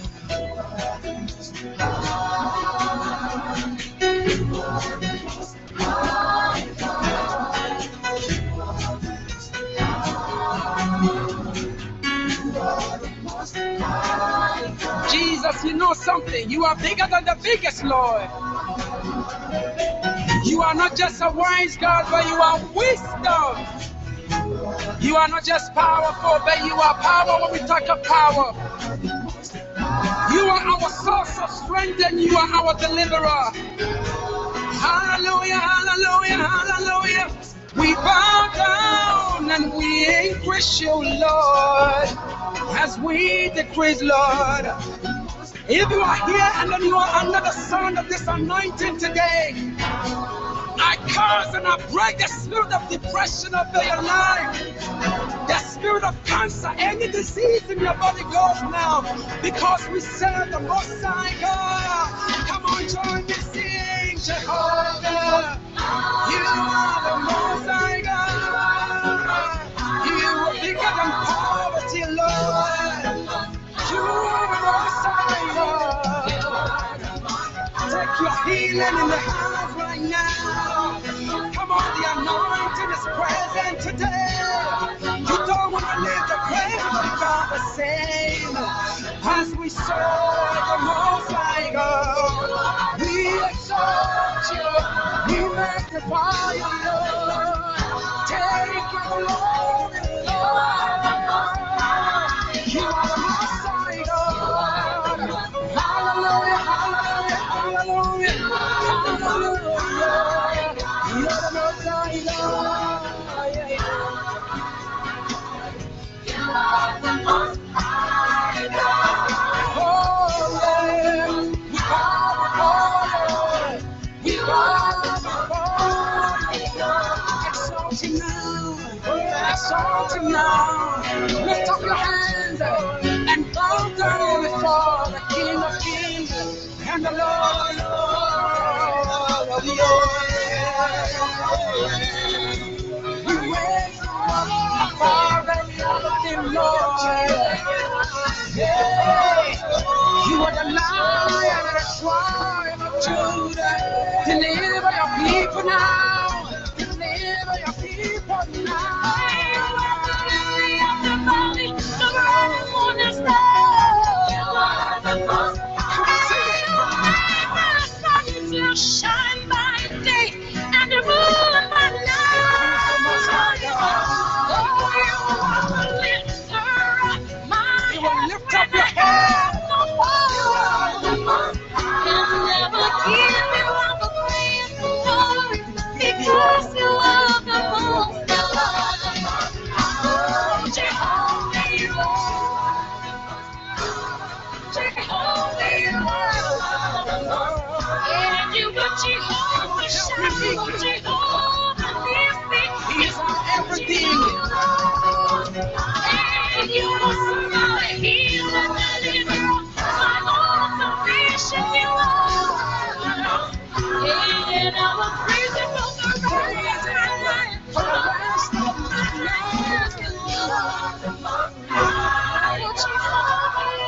life. Take your healing now. Jehovah, you are. Because His presence is so strong in this house. Come on, lift up your hands under the anointing and bless Jesus for the provision.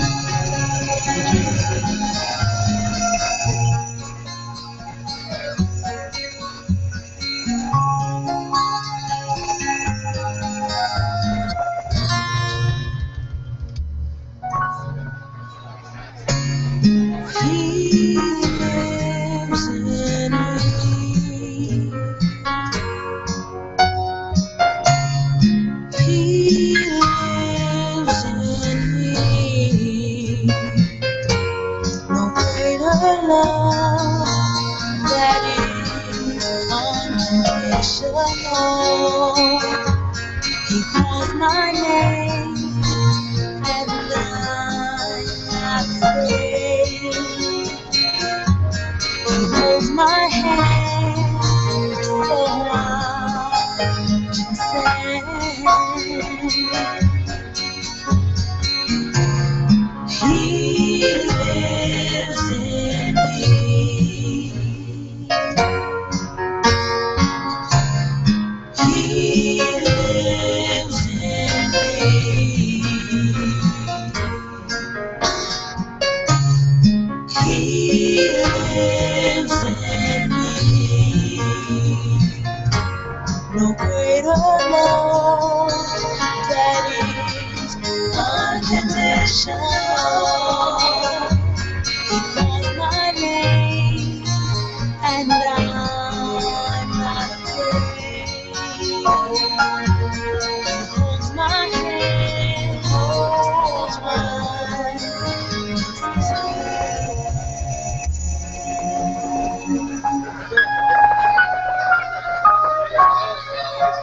He lives in me. He lives in me. He lives in me. He lives in me. Right now. He lives in me. He's inside me. He's inside.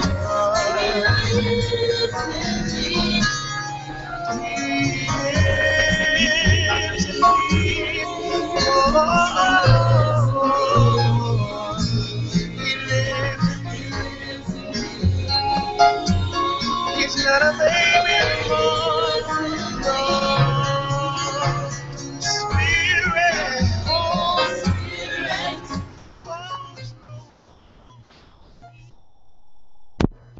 Welcome back, welcome back, welcome back. You locked into the Rick and Reese show on Holy Hills Radio. We sitting, man. We got Scoop in the building tonight. all my linemen Spartans. What they the Spartans? We got Scoop in the building tonight. Hey, we got Greg. Stand up. We got Greg Simpson in the building. I know that I know we got them listening down there in Lima, man. We saw the responses on social media. This is definitely to this interview, man. You can go on YouTube, type in the Rick and Reese Show.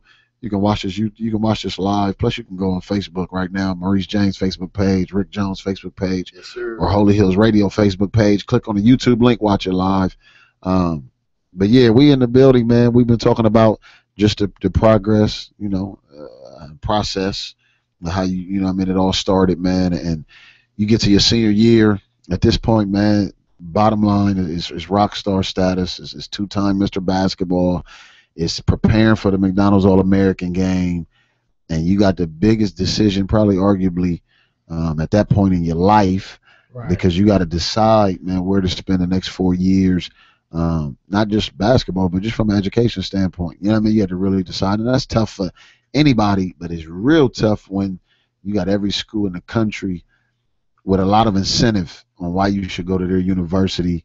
You know what I mean? What they can offer from an academic standpoint, what they can offer from a basketball standpoint. You know what I mean? You got a better chance to get to the league if you come here versus there. And then, we all know, that recruiting trail is vicious as far as, how they feel like you need to come here because we're better than them. Right.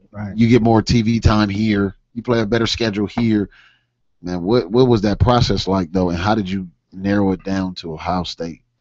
But the process was, like you say, man, it was wild. It was a wild process. People were at you every day, phone calls, letters. Coaches need you to come to a game. They want to speak with you. They want to get to know the family. They want to know what you eat, what you do at night. Well, how do you prepare for a game? So it's like constantly being in contact with colleges. And then also, how do you let down the small colleges? Without it's like at some point in time, it's like, okay, I'm really not gonna go to a D2 school, so we can kind of slow up the mail, Right. Please stop, please. How do you gracefully write the colleges a letter to let them know, like, I appreciate the fact that you're interested in me, but at this point, like, I'm focusing on more D1. Mm-hmm. Mainstream schools, Big East, Big Ten, ACC. So you had to go through that process to eliminate them. And then you also got to understand, like you say, coming out, after I won Mr. Basketball once, going into my senior year, I want to have a clear mind. I really don't want to deal with recruiting because, like you say, it's hectic. So by the time I made it to my senior year, me and my dad was talking about it. It's like, man, look, you got to get like a top 5 or top 3 schools. You got to really start eliminating schools so we can kind of like let the phones die down, let you start focusing on your season, your last year of high school. Mm-hmm. I just want to have fun as a kid. I'm in high school now. You know what I mean? So it's things that I wanted to do as a senior in high school that it's like, man, you got to let recruiting back off. So what I did my senior year going in, I knew my order was I had Kentucky at 1. I had Michigan at 2, Ohio State at 3, Purdue at 4, Michigan State at 5. So, you go around, when you've been recruited, you go to games, you get invited to football games, basketball games. I go to the basketball game, Kentucky versus LSU, when Shaq was there. Kentucky wins with the last second shot. Sean Woods hit a floater in the lane. Kentucky wins at Kentucky. The gym goes crazy. This is a big game. This is huge for Kentucky. Right. So, they go in the locker room, celebrate. I'm sitting out there, me and my parents. We sitting. It's like, hey, man, do they know we here? Wow. And I seen at the time, Kentucky had a female assistant coach, and she come walking out, and she looked in the stands, and she looked and took off running back in the locker room. And you could tell it was like, oh my goodness, y'all left the Simpsons sitting out here and forgot they was there. God. So here comes Rick Pitino running out like, hey, Mr. Simpson, hey, man, look. And my dad was more on that, oh, no, we understand. It's a huge win for the program. We understand, y'all. I didn't understand. I was more or less looking at it at that time. I'm like, man, you got the #2 point guard in the nation in your gym, and you forgot I was here? Wow. So then my list went to Michigan 1, They dropped the ball. Ohio State 2, Kentucky 3. So I'm spending at this time. Everybody know the Fab Five. These are my boys. Like I see them more than I see my high school teammates. Wow. So I'm going down to any chance Ann Arbor game. That's like a 2-hour drive from Lima. We there. So I'm going to Michigan. I'm kicking it. Michigan finds out that I eat a ham and cheese sub before every game in high school. I was getting that from Cappy's Pizzeria. Shout out to Cappy's. But they find this type of information out with the recruiting, and they take me to an Italian restaurant in Ann Arbor, man. And this guy was like, I walk in, and my parents was looking at the menu, and my mom was like, did I just read what I thought of? Did I say a Greg Simpson sub? And they done made this like, special in Greg Simpson sub. So they had this ham and cheese sub that they made for me. Like, if you come to Michigan, you eat ham and cheese subs all the time. Oh, wow. So, I spent a lot of time in Michigan, but I was there so much that I would just like walk in the head coach office even if the door was shut. Comfortable. What's up, coach? It's G. I walked in and he was on the phone with a point guard. Wow. He's talking to Corey Alexander. And I'm sitting, Corey Alexander was the same year as the Fab Five. He ended up going to Virginia. I'm like, wow. Why would you need a point guard when I pretty much, we can let the cat out the bag. Sorry, Ohio State, but I verbally committed to Michigan. I was going to Michigan. Oh, wow. I was playing with the Fab Five. You couldn't tell me I wasn't going to Michigan. Wow. When I seen this, it's like, wow. Behind my back, you talking to a point guard? So now my order is changed. Now my order is going to Ohio State, Michigan, Kentucky. And then my pops, like right before I'm getting ready to go in the season, he set me down. He said, man, look, man. He said, this thing has got bigger than what I ever expected. He said, I want to teach you a thing called loyalty. So he asked me, like, where you from? I'm like, I'm from Lima. He's like, Lima what? I said, Ohio. He said, so where do you think you should go to school? He said, could you possibly see a Mr. Basketball from Ohio going to Michigan? Wow. He said, let me just put it in perspective for you then. That means that me, your mom, your brother and sister, we all got to prepare to move to Michigan, and we never can come back to Ohio. Never. He was like, because you're the man in Ohio. This is Ohio State's rivalry, Michigan. They're not going to accept as well in Ohio if you choose Michigan. He's like, I'm not telling you where to go, but I just want you to understand how big this decision is. And as he continued to talk to me all throughout my senior year about loyalty and about where I was from and about how Jim Jackson had made his decision and played Ohio State, a 2-time Mr. Basketball that I played against and did it right before me, the more and more I went to Ohio State, it was like, I belong here. Mm-hmm. Like, it was almost one of them feelings like, man, this was written. This was meant for me to go to Ohio State. So with that, it was like, okay, you know what? Even though I verbally committed to Michigan, it was just verbal. That don't mean nothing. Right. I held a big press conference. It's gym packed. Some people, fans, got their Michigan hats. Some people got their Kentucky. Majority got their Ohio State. And I do a little press conference, and I announced it, pulled out the O State hat.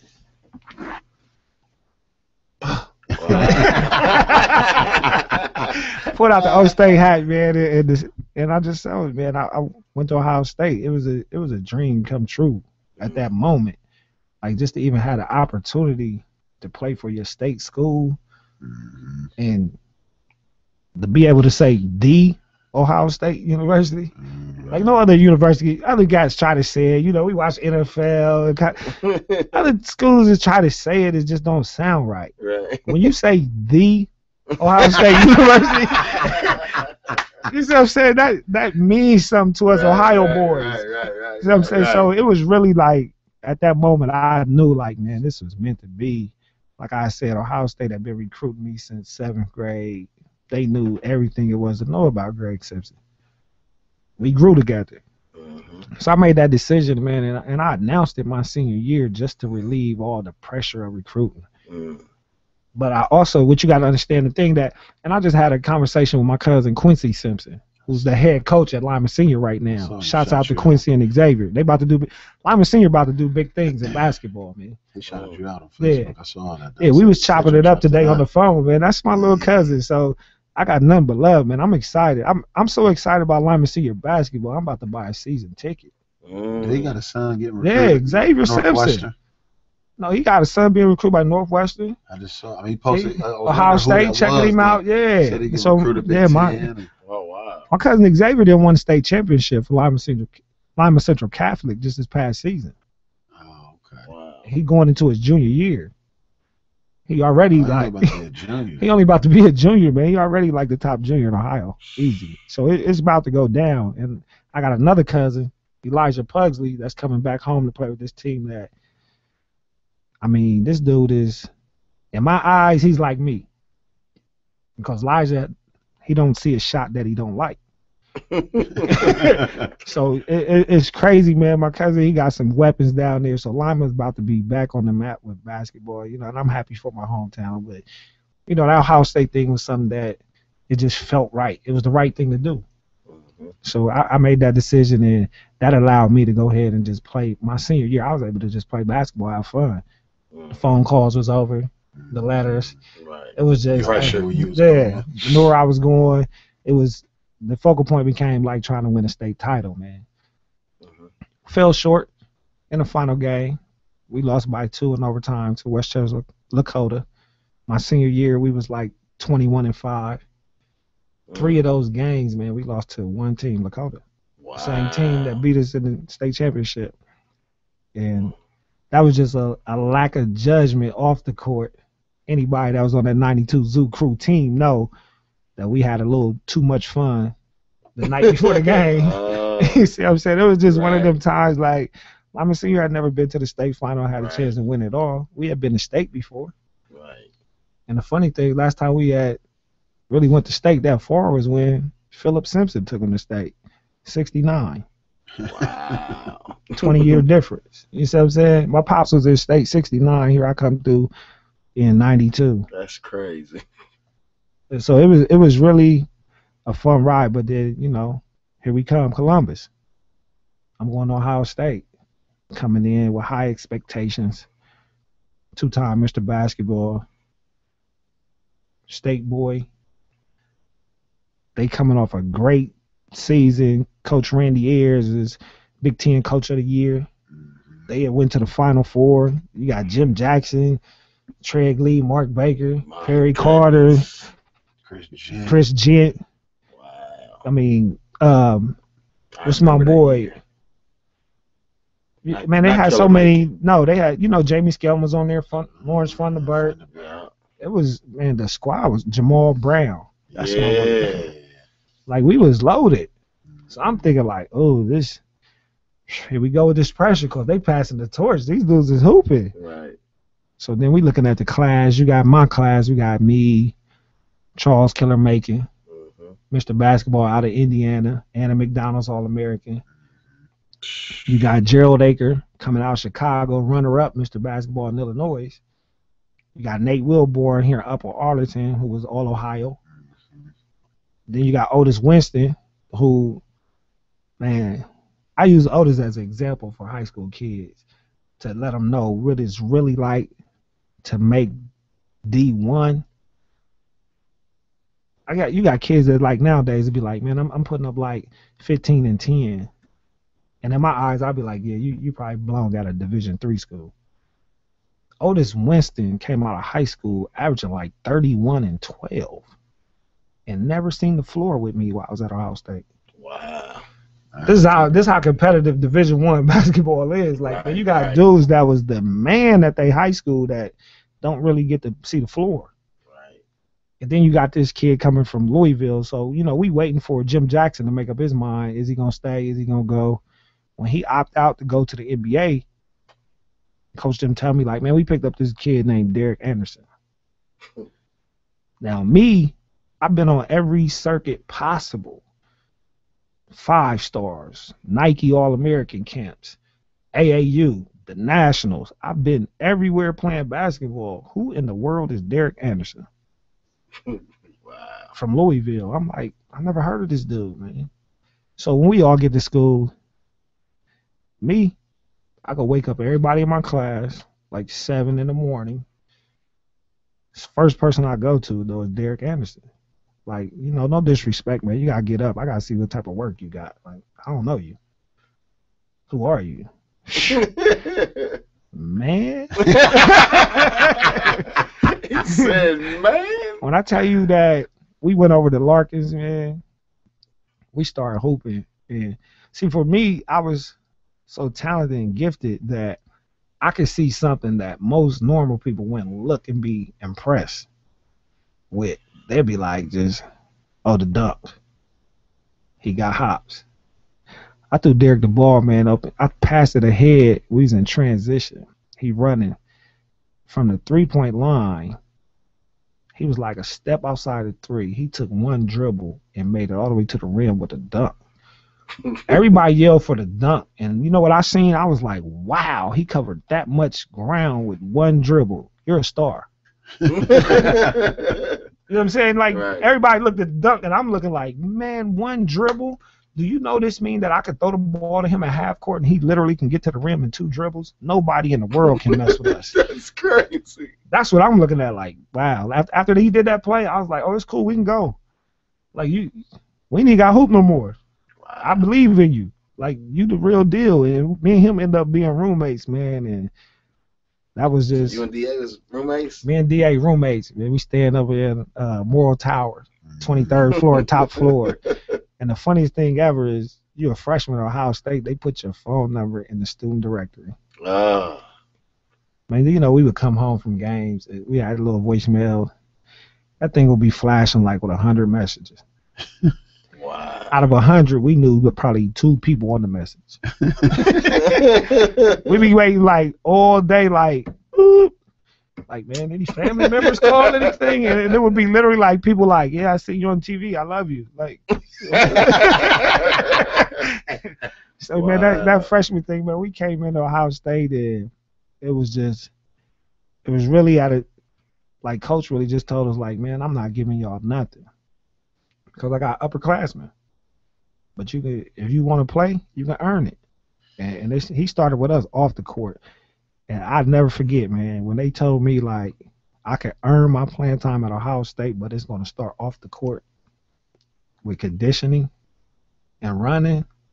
I trained myself. Man, Doug Essler could run forever. This dude, man, he ran cross country. Jeez. So I'm sitting like, man, this is cheating. Like, I'm not really going to be able to outrun this dude. We got to do something else, Coach. You got to at least let some of this be, like, on the court. But, I earned the spot. Derek earned the spot in the starting lineup. And from there, man, it was just welcome to the Big Ten. Totally. Like, if you remember the Big Ten back then, you got the Fab Five in Michigan. You got Was the Sean. Fab Five that your year? They a year older than me, but my freshman year, they sophomores. Wow. Coming from the championship. Jeez. So you got the Fab Five in Michigan. You got Vashawn Leonard, Willie Mitchell, Earl McDonald at Minnesota. You got Michael Finley, Rashad Griffin at Wisconsin. You got Sean Respert, Eric Snow. I mean, Big Ten was Michigan State loaded. Jeez. You got Indiana, #1 team in the country. Right. Damon Bailey, Calbert Chaney, Allen Henderson, Todd Lindemann. Yeah. I mean, they loaded. And about 8 players off that Indiana team went to the NBA. So the Big Ten is on fire. Right. And here me and Derek is like, we in the starting lineup thrown out there like survive. I think at the time Derek was 6'6", 180, and I was 6'1", like 165. And neither one of us wanted to see a weight.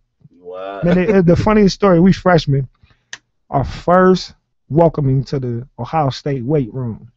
We walk into the weight room, we laughing, joking, talking, and we hear weights like going up and down, like cling, cling. We looking like, okay, all of us walking to the weight room. Who in the weight room? Me and Derek walked in there, man, and G.G. Jackson was in there. Listen now, on G.G. Jackson, Yeah. on our women's team, Jeez. she was in there throwing up 225. Me and Derek both turned around and walked out. I was like, man, the women's stronger than us. Like, we can't do nothing with this, man. Wow. So we knew, like, man, it was like, wow, the Big Ten is for real. Women's, men's, this is for real. So we knew about, but we both was blessed with, you know, God-given talent. Right, right. So we knew at the end of the day, no matter how strong you was, we had heart. Mm-hmm. So we can get out there in the fire. But I'll tell you a story. My freshman year, when I got really welcomed to the Big Ten, was playing against Indiana. Literally, me and Derek walking after the game, walking from St. John's Arena to Memorial Tower. Anybody go to Ohio State know this is not a long distance, but it took us about an hour. We got hit with so many picks, chasing after Calvert Chaney and Damon Bailey. Derek was chasing Calvert Chaney. I was chasing Damon Bailey. And literally, for 40 minutes, we got hit with screens, body rock. Man, our whole bodies were sore. That's when, and coach was laughing like, it's the Big Ten, man. I keep telling y'all, get in that weight room. Wow. And that welcomed us, but, man, it was like we really just accepted the challenge, started playing. And once you got out there and getting in college, it's like, it was different for me. Here's the first time I'm playing basketball where I really ain't got to score 30 or 40 just to get a win. Mm-hmm. So it's like, hey, now you got a role on a team. Like, you the point guard. You feed this person. You run the show. You vocal. You do these things. And it was easy for me, but there was still some frustration. Mm-hmm. Because the frustration is I got to face a city that's been seeing me score ridiculous numbers. And I come out of college game with like 9, 10 points, and they like, man, what is that? Mm. It's like something wrong. Somebody said, I'm like, man, it's just, you don't understand. Yeah, they don't understand. Like, you don't understand that this is not required. But then also within me, I'm saying, if we not winning, well, I'm on fire. Like, coach, do you know I got a clip over here? I can go off if you want me to. Right. But it wasn't, you know, it was bigger than me. Mm-hmm. So that's adjustment I had to make. Like, man, I'm on a team now where I can get Lawrence Funderburg is the man. He may have a big night. Jamie Skelton may have a big night. Derek Anderson may have a big night. It's my job to keep all them guys happy. Mm. But in the back of my mind, I'm like, I want a big night.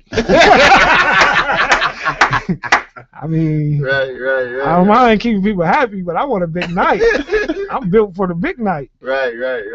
And it would be such a battle, man, just going in, and it's like, you got to channel your emotions, because when I'm coming out of games, the first people I got to face is my parents. It only take my pops 30 seconds to read my emotions. Like, boom, something ain't right. What's going on? I'm like, man, nothing, man. Just want to stay on the floor, Pop. Don't say nothing. Don't do nothing. Nobody listen, man. I gotta play. They only asking me to do so much, so I do what they ask of me. But so, you know, me and Coach Ayers, it was challenging for us because he was trying to mold me into a point guard, where I felt like I knew how to play point guard, but I was a winner. You know what I'm saying? So it's one thing to be molded into a point guard, and another thing to be getting molded but losing. Right. It's like, okay, let's hold on to mold. Let's get these W's. So we had our battles within the team, and it never got to the point where it was, I would say it never got to the point where it was just like, gee, if you do this again, it's over, man. Even though sometimes he would say that to me. I knew he was saying it to me, trying to get me back to where he wanted me at. But there was games, man, I never forget our first Big Ten game at Ohio State against Iowa. We down 2, called a timeout, and coach called a play for Jamie Skelton. Mm. I felt like Jamie was having an off night that night. So, you know, no disrespect to my dude. Little dude is what we call him, Jamie. Right. Just have missed a couple shots, and I couldn't understand, like, did you just draw up a play for him? Wow. So I went out. I ran the initial part of the play. That was a single double screen for Jamie. He decided which way he want to come off. I'm handling the ball. I got to get in the ball. He take the final shot. He upperclassman. He take the final shot. I had a Greg Simpson moment. I had a Greg Simpson moment, man. He came off the screen wide open. I straight looked him off. Pulled up for a deep three, game winner. Crack. Game. Ohio State wins. Coach Harris came in there like, why in the world didn't you run the play? I said, man. And I'm thinking like, now's not the time. Like, I just want a game. You know what I'm saying? Man, he chewed me out. Gave me some choice words, you know, to try to tell me I was supposed to do what he said do, but I was a player like that. Like, man, I can put that on my shoulders. I can live with the last shot. Everybody ain't built for the last shot, man. You see some people, it's funny, man. Everybody's not built for the last shot. So when you see a player, and I just told Trayvon Jackson, Jim Jackson's son is, I ran into him this summer working out, and I said, you know what, man, I have so much respect for you that when your team was in the Final Four and it came down to the wire, you took that shot. You missed it, but you took it. Everybody don't want to take that shot. Because why now? You got to live with the fact that you was the one that took the last shot and you missed, but it groomed you for this year. I said, and I bet the world you won't miss it again. I said, because it was a good shot that you normally make. It just rimmed out. But trust me, everybody don't want to take that shot. So, you know, when I had that Greg Simpson moment, I was like, I can live with the results, whether I make it or miss it, because I'm used to taking these shots. I come from Lima Senior, where everybody in the world knew who was taking the last shot. Now I'm on a different stage, but I'm still that same guy that can take that last shot. So, man, when I did it, we had a little choice words and all that, but then at the end of the day, I looked at it like, well, at least the team happy. You know what I'm saying? So, like, my freshman year I was being molded. And one of the ways that a tool that they used to try to mold me was, in that time, Marty Blake was the head NBA scout. Marty Blake came to one of our practices and spoke to me, Derek, and Lawrence. And at this time, they telling us, like, you know, realistically, you guys are going to play on the next level. And he was telling, you know, like, Derek, you just got to put on some weight, build your strength up, you know, continue to get better. Greg, everybody in the world know you can score. Just continue to work on running the show. You're going to be a point guard, you know, being able to do the right things as far as being vocal out there, running things, getting people where they need to be, that type thing. The whole point guard position. Lawrence, just, it's your year. You're the upperclassman. You got to have a breakout year. You know, you got the skills and the talent to play in the next level. So we was being told this as freshmen. But I bought into the plan, but I've never been a player that can buy into losing. Like, so I was the one that say, like, man, I'll do whatever. If you heard anything I was saying, like, about me early, I'll do whatever to win besides lay down. Like, man, I can't lay down. I can't. Like, I don't get it. So that was some of my frustration with Ohio State. I was playing. And I kept a smile on my face. I did the things I was supposed to do, but deep down inside, it wasn't Greg Simpson. So I'm saying, it was more like I was at Ohio State existing, but I wasn't living. I'm just here. And it's like, wow, this is different. Right. Like, I mean, I never experienced this part, and it's more or less like my pops, we talking, but I'm cutting him off. Like, no, don't go that route. That's going to get me off the court. You see what I'm saying? That's like, I got to be out there. Right. So I got to do 80% of what they tell me. Right. But I got to figure out, in this role that they gave me, how can I keep Greg Simpson relevant? Right. Because I'm feeling like the role that I receive, I'm not even relevant. I'm just an average Big Ten player. And I'm thinking to myself, like, man, there's nothing about me that's average. So it was just really frustrating to try to figure that all out. But I mean, I had a solid freshman year. I won Big Ten Freshman of the Year. Yeah, Dick Vitale was all over you. You know what I'm saying? So, I know you so it was really like Yeah. I won Big Ten Freshman of the Year in the Big Ten, and I feel like the Big Ten had like 50% of me. Mm. But I was always taught that in a basketball setting, no matter where you go, if you do something that stands out, word of mouth travels. Mhm. So it don't take 30 points every time to stand out. It could be one play. But that memorable play, people will talk about that forever. The ones that love the game. You know how we used to be. Me and Reese worked together. Right. We'd be at work talking basketball all day. 8 hours. Right. See what I'm saying? Right. So just imagine the people that if I come down and dunk on the 7-footer, how long they gonna talk about it? So I knew like we played our freshman year. We had ups and downs, but for the first time the whole season we playing Purdue at Purdue. Last game of the Big Ten, last game of the regular season.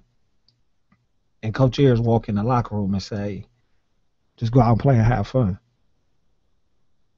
Man, you don't know what that did for me and Derek. Like, really? We looked at him like, man, this can't hurry up and get up and leave so he won't say something else. Like, run out on the floor. Like, Right. Are you serious? When he said this, man, we went to work.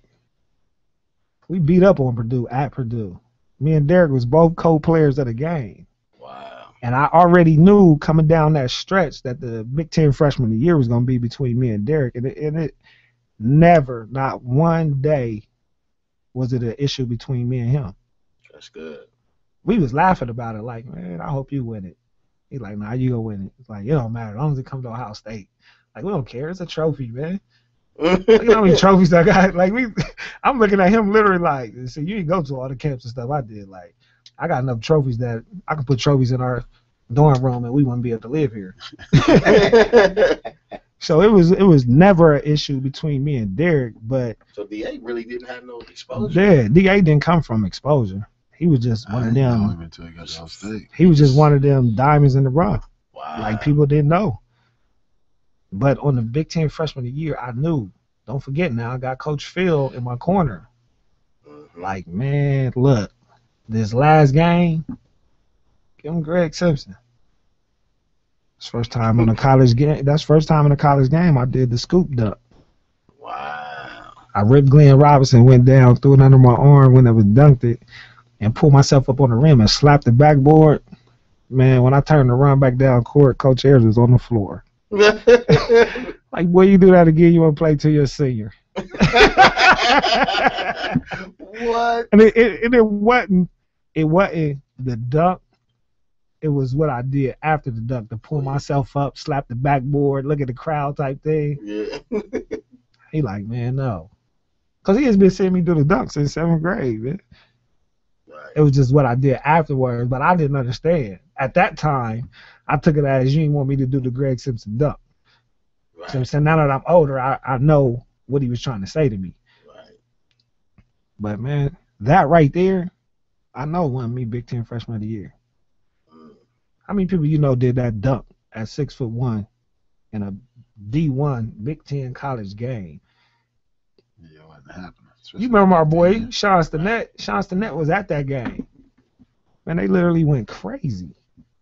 Jeez. That's how I won Big Ten Freshman of the Year. So then I come back my sophomore year, I got a title. So now I'm thinking like I'm gonna get a little bit more green light, turn him loose. I got hit with a whole different role. And it was like, wow, like what we doing here? Like if you look back and go watch some more Old State film my sophomore year, me and Derek ended up switching positions. Mm. They put Derek at the 1, put me at the 2. Man, I remember Well, that. they wanted you to shoot more or what? They wanted me to shoot more, but what was the point though? I never would be a 2 guard in the league. Right. Why am I playing 2 guard? But if it's to help the team, I'm gonna do it. Because I can play 2 guard. I'm not tripping. I can play it. I'm just small, but I can get buckets. I can defend. It'll be all right. But it's really like you don't get it. You're Big Ten Freshman of the Year, point guard. How are you playing two guard in your sophomore year? So it was always a lot of little things. Like, I mean, I can say it now. Me and Coach Ayers didn't see eye to eye all the time because I was a student of the game, though. But I never let it get to the point where it was disrespect involved. It was more like coach-player challenge. Coach, I see this. This is what I see. But I can give you a little more. But you don't got to do this. I need you to do that. But what's the ultimate goal? We want to win. We got to win. I can give you more. Give this. Well, not. I'm taming you, trying to get you here. You want to do everything now. So we had our moments. But I'm like, man, I'm not allowing, well, Ohio State didn't allow me to be all that I can be. That's what I feel as far as on the basketball court. They gave me an opportunity. You know what I'm saying? I was blessed to get a scholarship, to get an education, to play on that stage. But I feel like at the end of the day, it was more that Greg could have did. So that's when things started. I had my dark days. Mm-hmm. You is taking, if you take basketball or a piece of basketball away from me, you take a piece of my heart out. If your whole heart ain't there, then you ain't functioning properly. Mm-hmm. So that's when things got to me like, man, well, this role I'm being required to do, I ain't even really got to be focused on basketball. So some of my work ethic went down. Some of my hanging out went up. Mm-hmm. You see what I'm saying? I went other places. I step out of my dorm room, it's instantly 50 people around me. I go to the Northland Mall, the whole mall stop. Mm. You know what I'm saying? It take me 2-3 hours just to get a pair of shoes. I can't get to Foot Locker. Me and Derek want to get shoes. Like, man, we got to figure out a way that we can go to the mall. Well, you know what? We got to send somebody to the mall to get us something. Because this is crazy. The buzz is crazy. But one of the ways that I was able to relieve some of that pressure was, thank God for the Worthington League. Man, Columbus had the Worthington League. That had to be the best basketball league outside of college pro-am that ever went on, man. You had the pros that came, the college, but you know, it was like rock star life at the Worthington League for free. Right. Everybody. For free. Stars. Man. Jim Jackson, Nick Van Exel. So it was Ron Harper. When he was at LA. Yeah. Right. Ron Harper. You even had the football Spellman, Big Daddy Wilkins. Everybody came to watch that stuff, man. Everybody that was somebody Gary Trent was there. Everybody. I couldn't believe it. And it was just, you know, that was the stage that Columbus got to see Greg Simpson. Right. See, at Ohio State, they got to see Greg. In the Worthington League, they got to see Greg Simpson. In the Worthington League, that's when you start seeing them 40-point games, them dunks on the bigs, them oops. They got to see all of me. So that was really right there. The Worthington League really was like some therapy for me. Because I couldn't figure out, like, man, why they won't turn me loose. I'm at my best as far as being in shape. I'm at my best as far as shooting, scoring. Just like the game has slowed down for me because I was so locked into the game. But I'm not being allowed to give my 100%. So it was just like, wow, this is deep. So, you know, that's when I got in some trouble. I made some bad decisions. I'm 18, man, with people coming at me from every angle possible. But to an 18-year-old, you see another dude come at you and want to buy you something, give you something, you like, man, you just being nice, being cool, what up? Not knowing that people had intentions behind it, I wasn't thinking of things like that. One thing with me was I never wanted to be like this big, famous dude. I wanted to be the dude that you could see me and not know me from Adam and be like, Greg Simpson, I'm going to stop, be like, what's up, man? What's going on? Right.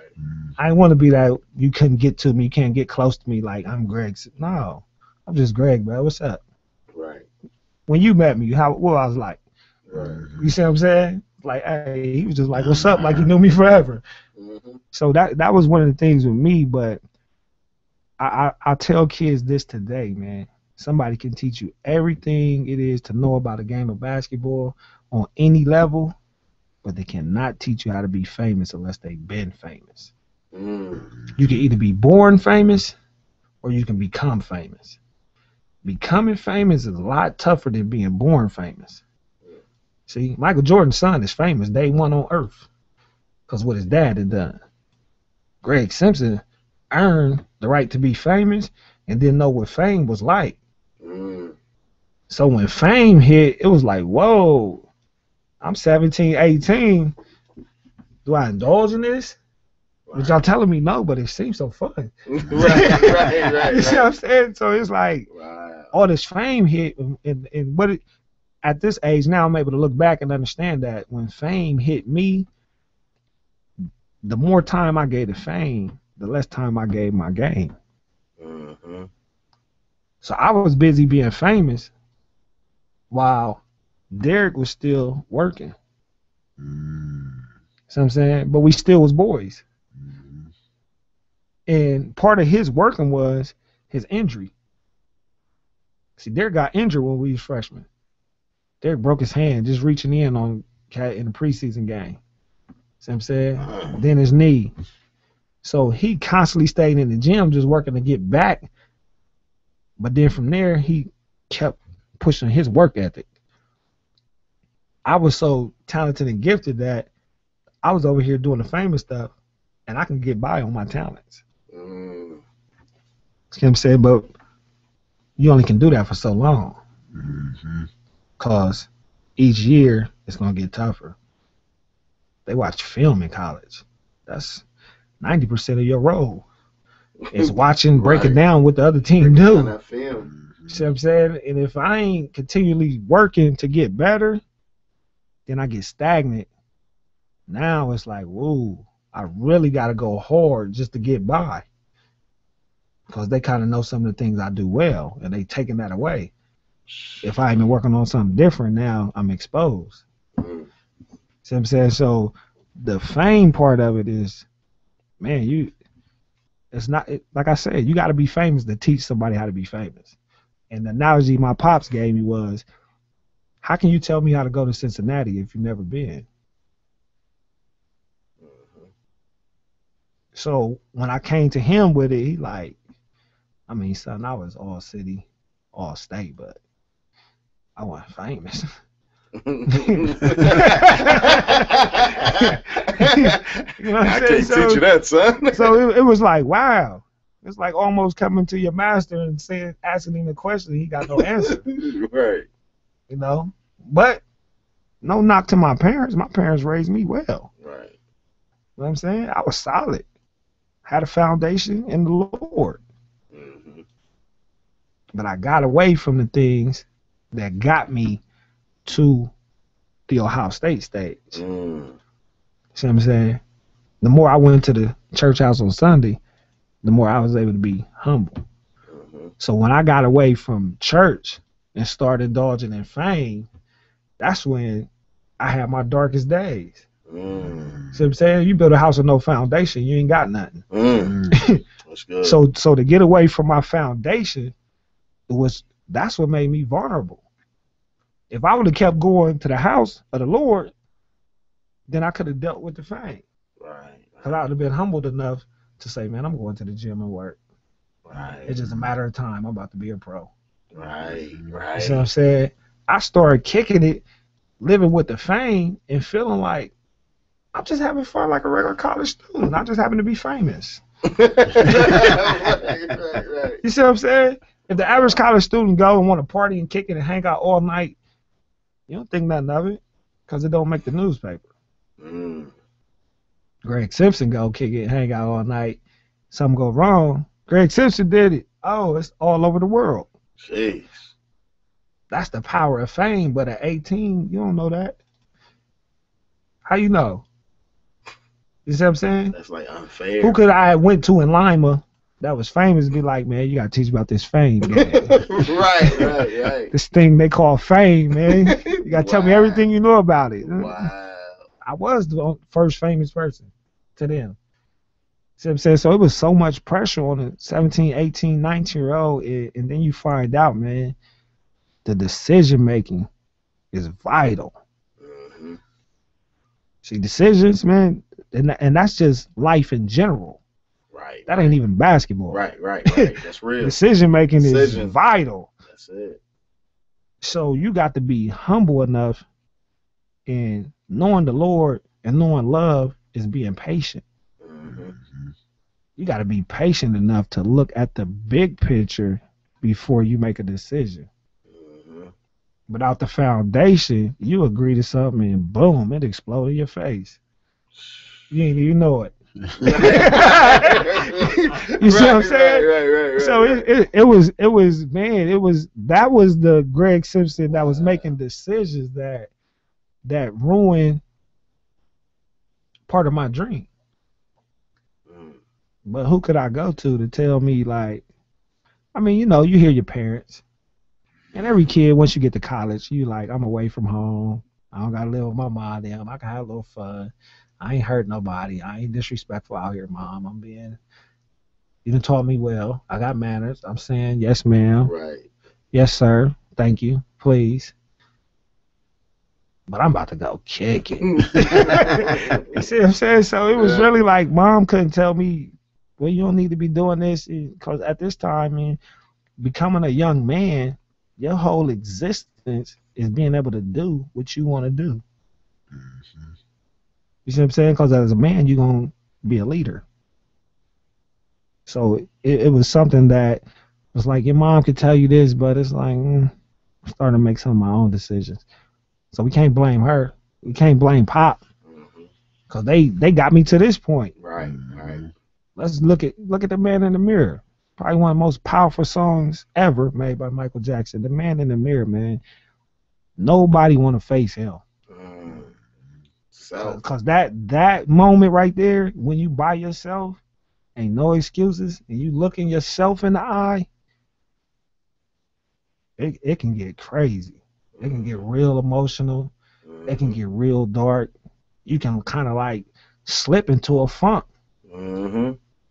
But one thing that helped me was that I still had loved ones around me that just loved me for me. Mm-hmm.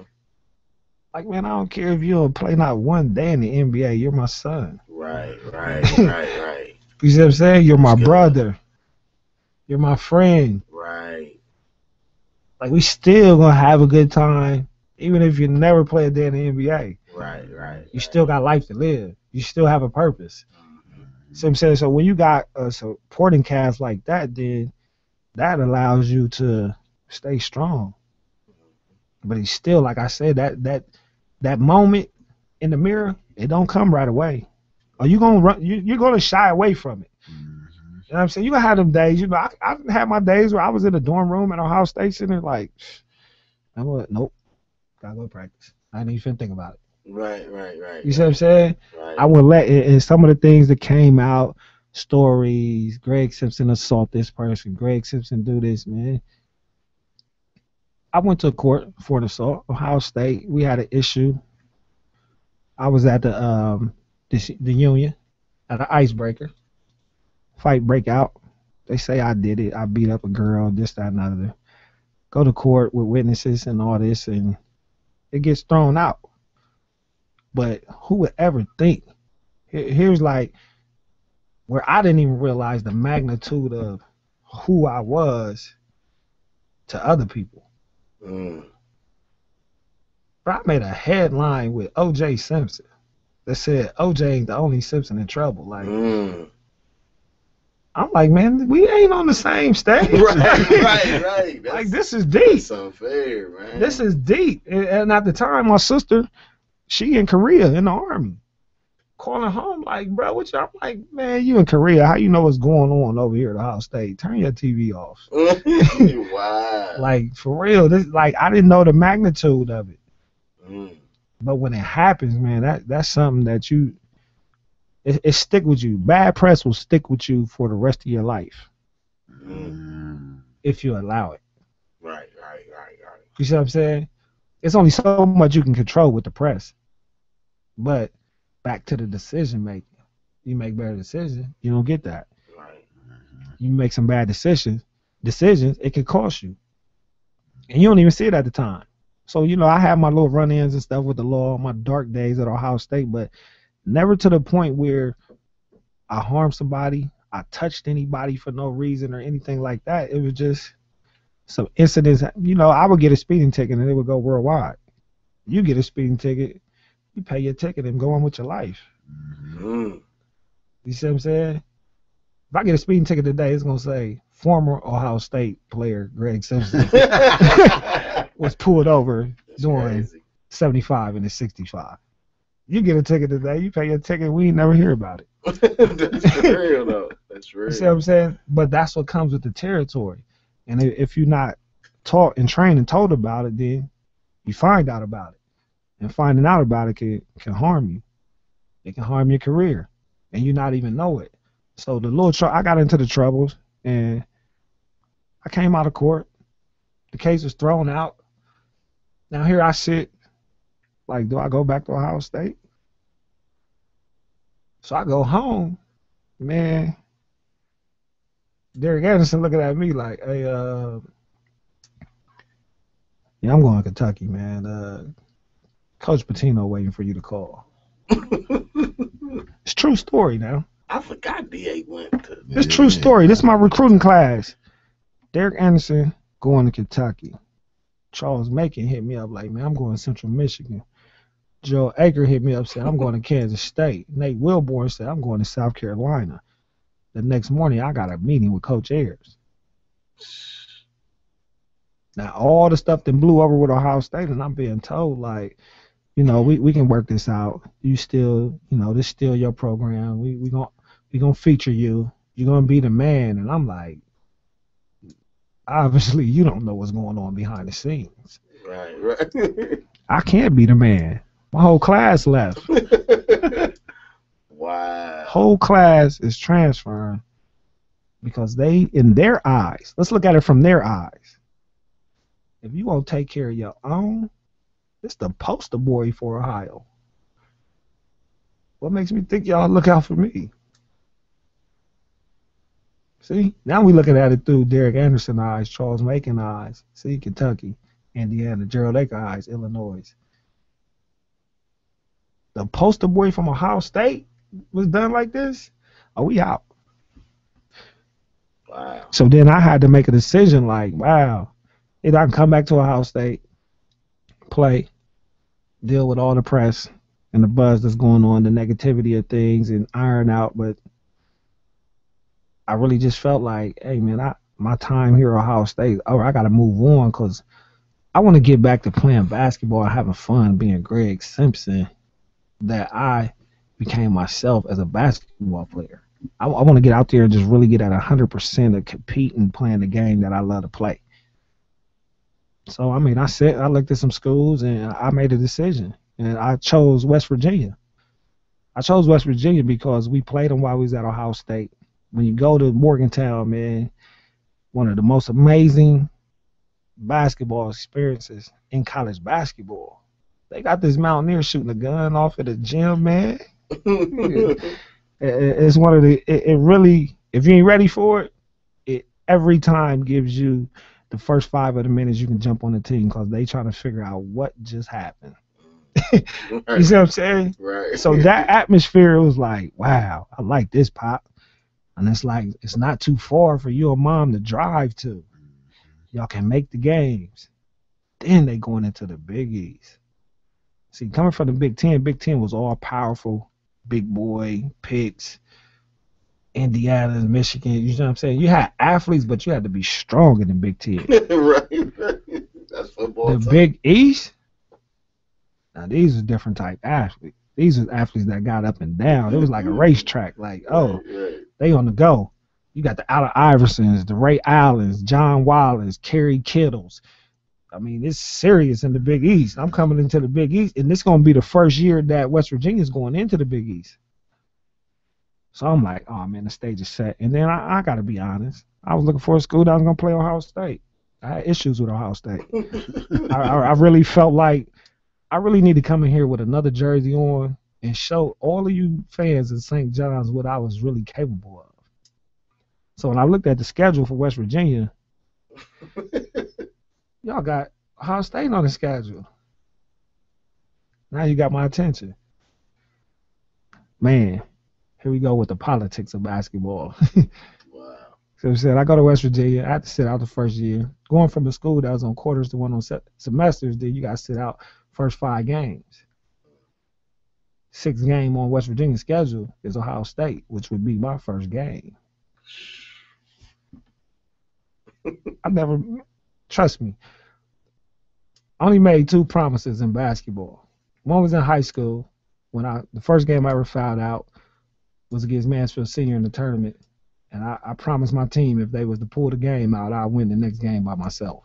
The second promise I made in basketball, I told my coach at West Virginia, when we play Ohio State, if you give me the green light, I'm going to score 50 or more. I promise you this. Like, it's personal. Just so I can really show Ohio State what they had and really wouldn't turn loose. Like, I was going to do it easy. It was going to be the best college basketball game probably ever. That's how I felt in my heart. Like, I really had this tension with Ohio State. Just basketball tension, though. You see what I'm saying? It wasn't tension like I hated Ohio State or my experience at Ohio State or the opportunity that Ohio State gave me. I just hated the fact that I never really got to let loose at Ohio State on the floor. Right. See what I'm saying? So, you see me today, I'm still an Ohio State fan. Mm-hmm. No hard feelings towards Ohio State. I just wanted to show the people what I was capable of. So, and we headed to the bus. My day is coming. We about to come down to Columbus. The stage is set. And then my coach walked off the bus as I'm coming to approach the bus to get on. He has a different look in his eye. And he's like startled. He like, man, hey, I just got a phone call. I don't even know how to say this to you, because he know he has to get this horrible news to me. He said, man, we just got a call from the NCAA say you got to sit out one more game. Wow.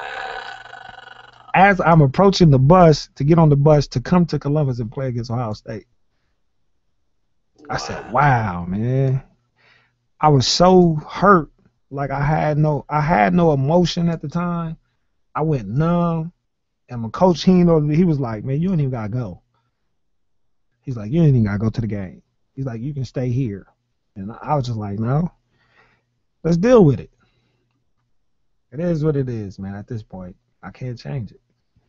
So we came down here and it was crazy. The whole 13,000 in St. John's was on my back. I'm not even suited up to play. Wow. Simpson. They don't treat you better than they did at Ohio State. They tearing my player cards up in my face. It was, wow. Man, do you know I wanted all of that, but to be able to play, I promise you, I'd have scored 50 against Ohio State. I would scored 50 against Ohio State. Wow. You I think Ohio State had anything to do with you not playing?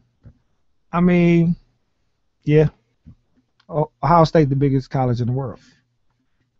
So that means no matter where you go, somebody from Ohio State is there. See what I'm saying? So if you go to the panel, the board of the NCAA, somebody from Ohio State is there. This is the biggest school in the world. People come from all over the world to go to Ohio State. It's, once again, it's the Ohio State University. You know what I'm saying? So I know they did, but at the time, it was like, man, human beings making decisions. See what I'm saying? So I can't really be mad at Ohio State.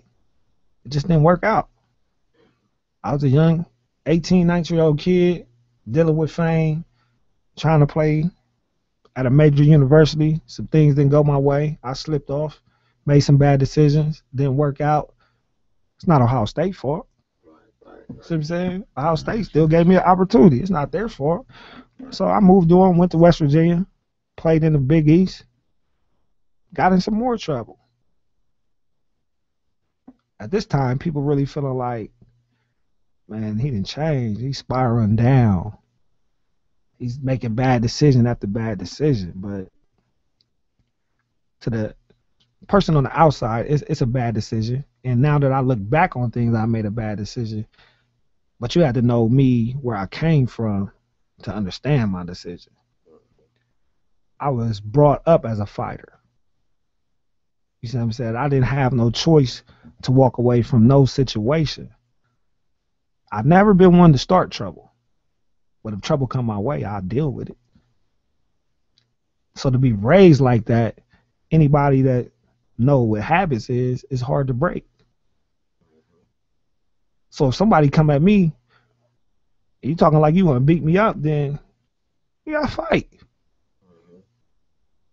There's no option. Just so happened, I'm two-time Mr. Basketball, McDonald's All-American, Greg Simpson, Big Ten Freshman of the Year that's about to get in a fight. If you would have gotten a fight in college, it would have just been a fight. Probably would have been cool with the dude later on. It wasn't no big deal. We had a difference. You know what I'm saying? Had a difference of opinions. We got into a little scuffle. It is what it is. I'll see y'all tomorrow. What you drinking? Type thing. You see what I'm saying? But when you got titles and labels and you're in the public eye, They want to know what what would make you make this decision? Because I've been a fighter all my life. I had to fight to get to where I was at. So you remember when we was talking about middle school and I got dropped off? I had to fight. When all my own teammates didn't like me, I got to fight. I've been fighting my whole life just to get to this stage. So it was kind of hard to just turn it off. So that was some of, my dark days, but life goes on. So when you look at all the challenges, all them dark days, you look at, man, you had stardom, then you get to on the college level, you run into some difficulties, man, choices, decisions, and then now here you are, 40-year-old Greg Simpson. Life is a lot different. And as we wrap up, what part did faith, play in the person you are now versus versus the person you're already in and getting through those dark days? Man, it's a simple process, Reese. When you get too far out of bounds, you go back to what you know. See what I'm saying? So I went back to my foundation. Hold up, man. Listen, let's think about this for a minute. I've been blessed to play the game of basketball. I was given a gift from God to use and try to make the most of that gift. But what did he really want me to do with the gift? Because we all know I can't play basketball forever. So my gift was really given to me to be able to get the fame and the notoriety, so when I do my purpose in life, I can reach the masses. Because my name was here. So remember when I said when you got a title, people listen.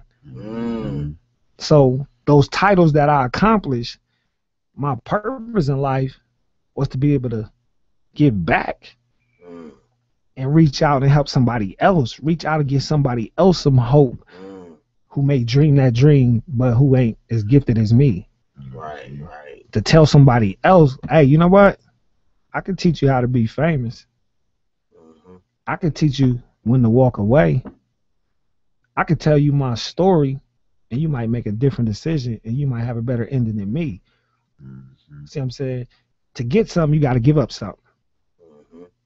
So what I was supposed to do, I realized once I got older and I went back to what I know, which is my faith in the Lord, was what was the real purpose of all this basketball hoopla? The real purpose of that was to be able to reach the masses. See, not everybody is given a title. God gives certain people titles. When you have a title, you can reach more people. They listen. See what I'm saying? If I was to speak to your son about basketball, he gonna listen to every word I said. If you was to say something, he gonna listen to 50% of what you say. Because you're dad. I'm Greg Simpson, this, these titles. So coming from me, he gonna give me his full attention. So God say, serve me, because people gonna give you they full attention. And when it comes from your mouth, they gonna listen. And it's gonna sink in. So what I said to be able to cope with the decisions I made, I made a simple process. I said, you know what? I came to a crossword where God said, you know what? I can either put you in the NBA or I can give you life. And what I mean by that is, if I would have went to the NBA with my frame of mind at 19, 20, I would have ended up dead. I was living life too fast. I was too famous. I would have been doing something somewhere, and something would have happened to me. That ain't what I put you here for. I give you life. You see what I'm saying? God don't never give us more than what we can handle. Right. So he chose to give me life, which means that fight the struggle out. Become a better person and a better man. So now you can reach the masses with that gift that I gave you. Give it back. That's good. It could have been told, like me and my pops talk about it. He'd be like, you know what? People don't understand the way that God bless people. He took you through the fire so somebody else could go to the NBA. Right. He said, you just got to oversee it. I got a son that love basketball. See what I'm saying? So his whole plan could have been one day, Jameer Simpson is going to go to the NBA, but Greg Simpson's not. Greg Simpson is going to endure the struggle so he can teach Jameer how to watch out for the bumps in the road so he can reach the NBA one day. You see what I'm saying? And the way my dad broke it down to me is, what you got to understand, when you make a bad decision, it's like taking a wrong turn. When you take that wrong turn, God gonna make sure you endure every speed bump on that road. To get out of that, all you gotta do is go back to Main Street. See, he had me on Main Street going the straight and narrow. When I made the turn and I went down the side street, now you gotta deal with every speed bump that's on the side street, man. Until you come back to Main Street. See, when you come back to Main Street, I could put you back where you was, which was on top. But now you're a different person. You groomed. You know how to make a decision. You know how to be patient because you went through the fire. If you don't go through the fire, man, you ain't got no purpose. You see what I'm saying? If you don't go through something, you really ain't got. What can you teach? I can't teach a struggle if I ain't been through a struggle. I can't tell you about the side roads and the dark alleys if I ain't never been in them. Right. That's real. You see what I'm saying? He just knew the character that he had. I had a strong foundation, and I could withstand that struggle. And it didn't break me. You see me, I'm still happy today. Right. 40 years old, happy. I can talk about my trials and tribulations because everybody that graced this earth is going to deal with trials and tribulations. Absolutely. You see what I'm saying? So I can talk about my trials and tribulations and be proud to say that, man, he loved me so much that he gave me another chance to sit back on top in front of the same people who looked at me like, this kid blew it all. Because why? Now this kid will come back and give his all to your son. How can you hate him? Right. How can you be mad at him? Right. You take the time out of his day to teach your son and play with your son all day if your son wants this opportunity and dream that he once dreamt. He'll do that. And he'll do it for me. Just because he's a child of God. Don't nobody got to give me nothing special. You know this. You can call me out the blue and say, man, my son like basketball. Will you work with him? Sure. Let's do it. We got a gym somewhere we can go. I mean, if we ain't got nowhere to go, we can go outside. That's where I did it. We can take it back to the blacktop. So that's where you seen that I started to get in tune with what my real purpose was. So I started reaching out to kids. So share with them what you're doing, man. As we're gonna wrap up, man. But share with them what you're doing now. You know, with the youth. Now with the youth, you know, me and my pops, we started OMB Lima. The OMB is Ohio Mr. Basketball Lima. We started AAU team. We started outdoor summer league. And all this came from me just sitting dreaming, looking at a court one day, trying to figure out where could I take my son to play. So that's why when I was in Lima, I said I came home with the intentions of working with one and ended up with 70. Wow. See what I'm saying? So it ain't My plan, I'm just the servant. Right. It's his plan. Whenever I think it's my plan, it always fall to the side. Let's just keep it 100. When I be like, oh, I'm gonna go here and I'm gonna do it like this. No, you're not. Right. It's more or less like how you want me to do this. Okay, I'm here. If you give me a sign, I'm gonna run with it. See what I'm saying? So it's really like what I was really supposed to be doing. This love that I have for the game of basketball and these ways that I've been trained and taught and these stages I done played on and I done been to, I can get that back. I can teach. My story alone may touch somebody's life. Right. And allow them to say, man, when I go to college, I'm going to stay on Main Street. So I can have the opportunity to even try to reach my dream. And if I don't, I just get a college degree and enjoy some life. You see what I'm saying? It's not the end of the road, man. It's not the end of the road. So I tell kids all the time, man, look, man, if this is a dream of yours, dream it to the fullest, give it 120%. But know at the end of the day, every hooper hang their shoes up. What you gonna do after you hoop? Right. See, because now you start to get into the nuts and bolts things. What you gonna do after you hoop? You see what I'm saying? So are you just gonna exist or you gonna live? A lot of people that was once on top that don't get back to that, they end up choosing a drug, make some bad decisions. Some people kill themselves. I've never been that down. Right. Because at the end of the day, if it get too crazy for me, I'm grabbing that book. If it get too crazy for Greg Simpson, at the end of the day, I'm gonna go grab that book, get by myself, get on my knees, and be like, you know what? I've messed up. I'm not afraid to tell my Lord, hey, I messed up. I blew that one. And I know you knew I was gonna blow it, but let's see what we can do to try to restore this and move forward. Amen. You see what I'm saying? So as I got older, I wasn't afraid to have that meeting in the mirror. It was more left like, I mean, come on, man.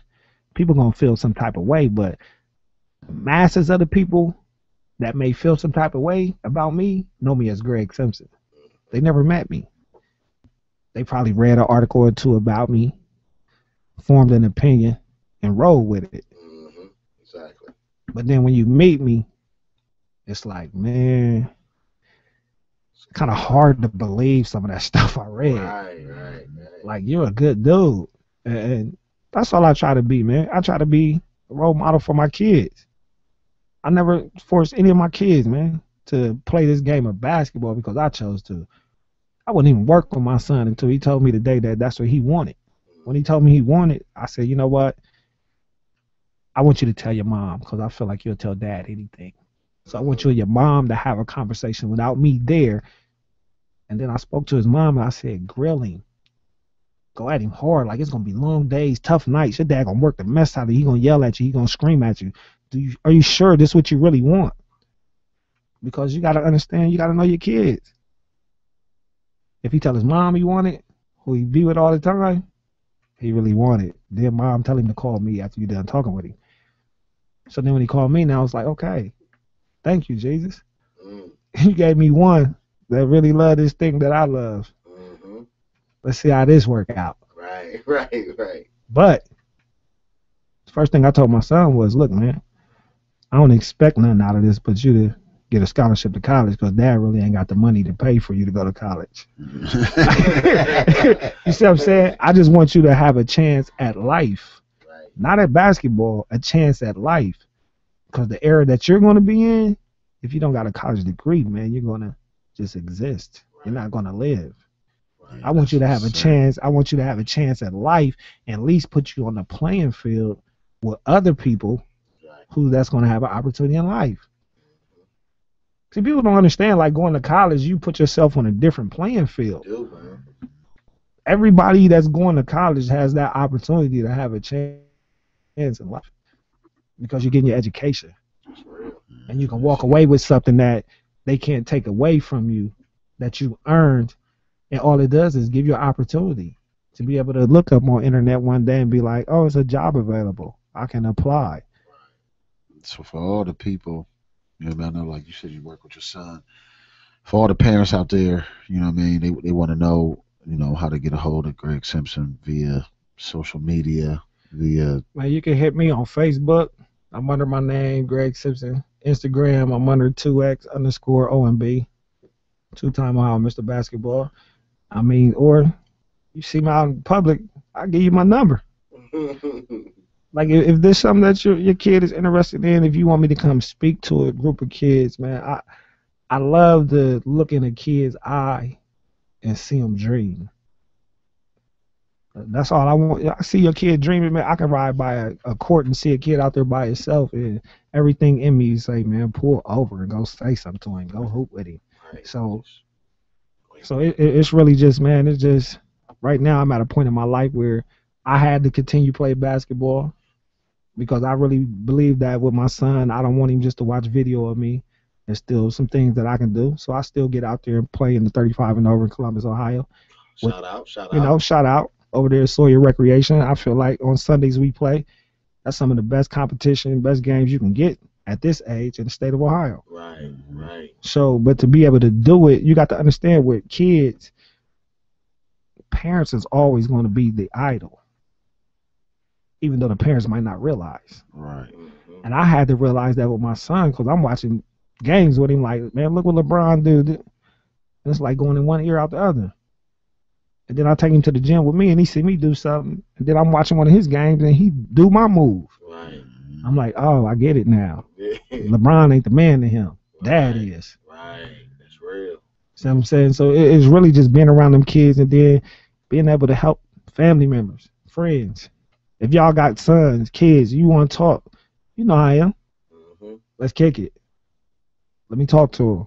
I seen your brother at the gym when I was just playing Sunday. Had his son with him. I remember you. You don't remember me. I'm gonna put a show on for you just for coming out. See,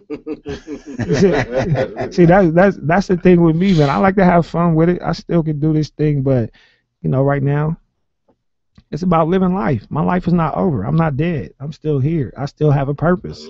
It's a lot of living to do. Right. If the Lord promised me 70 years, I still got 30. So I want to get on this 30 living, you know. Right. Like you say, me and Reese, we indulging in a business adventure. Capital services. We try to roll with that, get it off the ground. That's a blessing. Absolutely. Big things. It's going to happen. You know what I'm saying? Because you know, at this point in our life, we understand things happen for a reason. Right. See, I may not know you when I first met you, but I know you now. See what I'm saying? I know you now. You see what I'm saying? So you ain't the little kid that was sitting there with the big eyes looking at me like that's Greg Simpson. Right. Now we sit at the same table and eat and laugh and have fun like this is my man's. Right. I fool with you more heavier than some of those that I ran for 10, 15 years. Right. That's real. See what I'm saying? So you never know who God gonna put in your life, but you got to understand, really look at that person and say, if you hear, who sent you? Right. See what I'm saying? It's a purpose. And me knowing you a man of the Lord, you on fire, I'm like, ooh, I must be favored. See what I'm saying? He didn't send me one of his own. Right. Oh, okay. I appreciate that. Right. I'm not gonna overlook it. You see what I'm saying? Right. Now I know how to choose a friend wisely. That's good. See what I'm saying? My struggle taught me how to choose a friend. You can't just let anybody get close to you. Right. But when you know he coming and he got that same faith, oh, I rock with you. That's good stuff. Let's go. So that's one of the things, man. And like I said, man, please, kids that want to do anything in life, get a foundation. That's it. Get a foundation. You got to have a foundation. Absolutely. When you get that foundation, it will blow your mind how things will begin to move from that point. See what I'm saying? I can sit here and talk about basketball all day, but he was opening them doors. He was knocking down them walls. I was just the servant that he was using. I was that vessel. He was like, you know what? I gave you this ability. Go in there and do what I showed you. What I gave you. Show it. It was all a plan. So, man, that, like I said, it's easy to come back to what you know. My parents still got that foundation. Like I said, my loved ones never broke. And I give a lot of credit to my mom and dad, man. I come from a family. My mom and dad been married 46 years. That's a blessing. You know what I'm saying? That's a blessing. That's a blessing. And for them to both still be on fire for the Lord and be able to hold me down after I was as high as a rocket. But why would I be worried about what's going on in my life right now? You know what I'm saying? I still eat Sunday dinner with my mom all the time. I still go watch games with my dad. Right. Everybody don't have that opportunity. Everybody don't have them options. So that's something that, you know what I'm saying? Like I say, get the foundation. Keep your loved ones around you because they gonna love you for just being you. No matter how big you get, when things get rough, them gonna be the ones that sit there behind them closed doors when they say, you know what, it's 50,000 people against you. Well, us 4 right here, we still love you. Gotta have it. So you gotta have that, man, and you gotta. It's not just basketball, man. You got to be aggressive in school. You got to challenge school. Well, See what I'm saying? You got to be well-rounded. Let's not get it twisted. Let's not think that because you average 30, you going to college. If you don't pass the ACT, you ain't getting in. Right, all day. See what I'm saying? So you got to work ethic. My mom groomed me for school and kept me in that church, keeping my foundation. Dad gave me everything it was to know about the game of basketball. Well-rounded. Put that together, you well-rounded. You see what I'm saying? No matter how famous I was, even when I was in high school and I was 2-time Mr. Basketball, first thing I had to do when I came home from school was study for 2 hours. And I lived right down the street from the community center and was able to see everybody going there. And my mom said, everybody ain't going to Ohio State. You gotta take heed to that. You gotta sit at this table. Right. Give me these 2 hours, and then when you come out, they'll all stay because they all want to play with you. The young people, you gotta listen to that, man. Take heed to it. Again, you already know, man. It needs no introduction. Tonight's in studio guest, man, Greg Simpson from Lima, Ohio, man. Mr. Basketball, 2-time. Ohio State, West Virginia, McDonald's All-American game. A lot of great information, man. It was really given, really shared his heart, really shared his story. And you really, something really to take heed to and really hold close to your heart. You got to work for it. If you really want to get there, it's more than just, just dreaming for it, but you got to wake up and you got to put the work in. You got to put the time in the classroom. You can put it like this for them. God rewards you by the sweat of your brow. So if you want to be somewhere, know that it's going to be hard work. Hard work. And it don't matter what you're doing, hard work. So this has been another episode of the Rick and Reese Show. It's the #1 internet radio show in America. You know, we try to bring you all the exclusive interviews. So, Greg Simpson, let y'all know how to find him on social media. Definitely, man, the words he meant them. It's easy for the common person, man. You can reach out to him. If you want your kid to get that work, you want your kid to get better, you definitely can show him that rope. So definitely reach out to him on social media sites. He's definitely, man, he's tangible, he's attainable. You know what I mean? Just like an everyday person, regardless of the heights that he climbs. So we're just glad that you're tuned in. We love our listeners. We appreciate you all across America for tuning in to the #1 radio station in the world, Holy Hills Radio. We'll see you next Monday. Find a way to do something great for somebody this week, man. Encourage somebody, lift somebody up. And we got to keep getting better. We'll see y'all next Monday. I holla.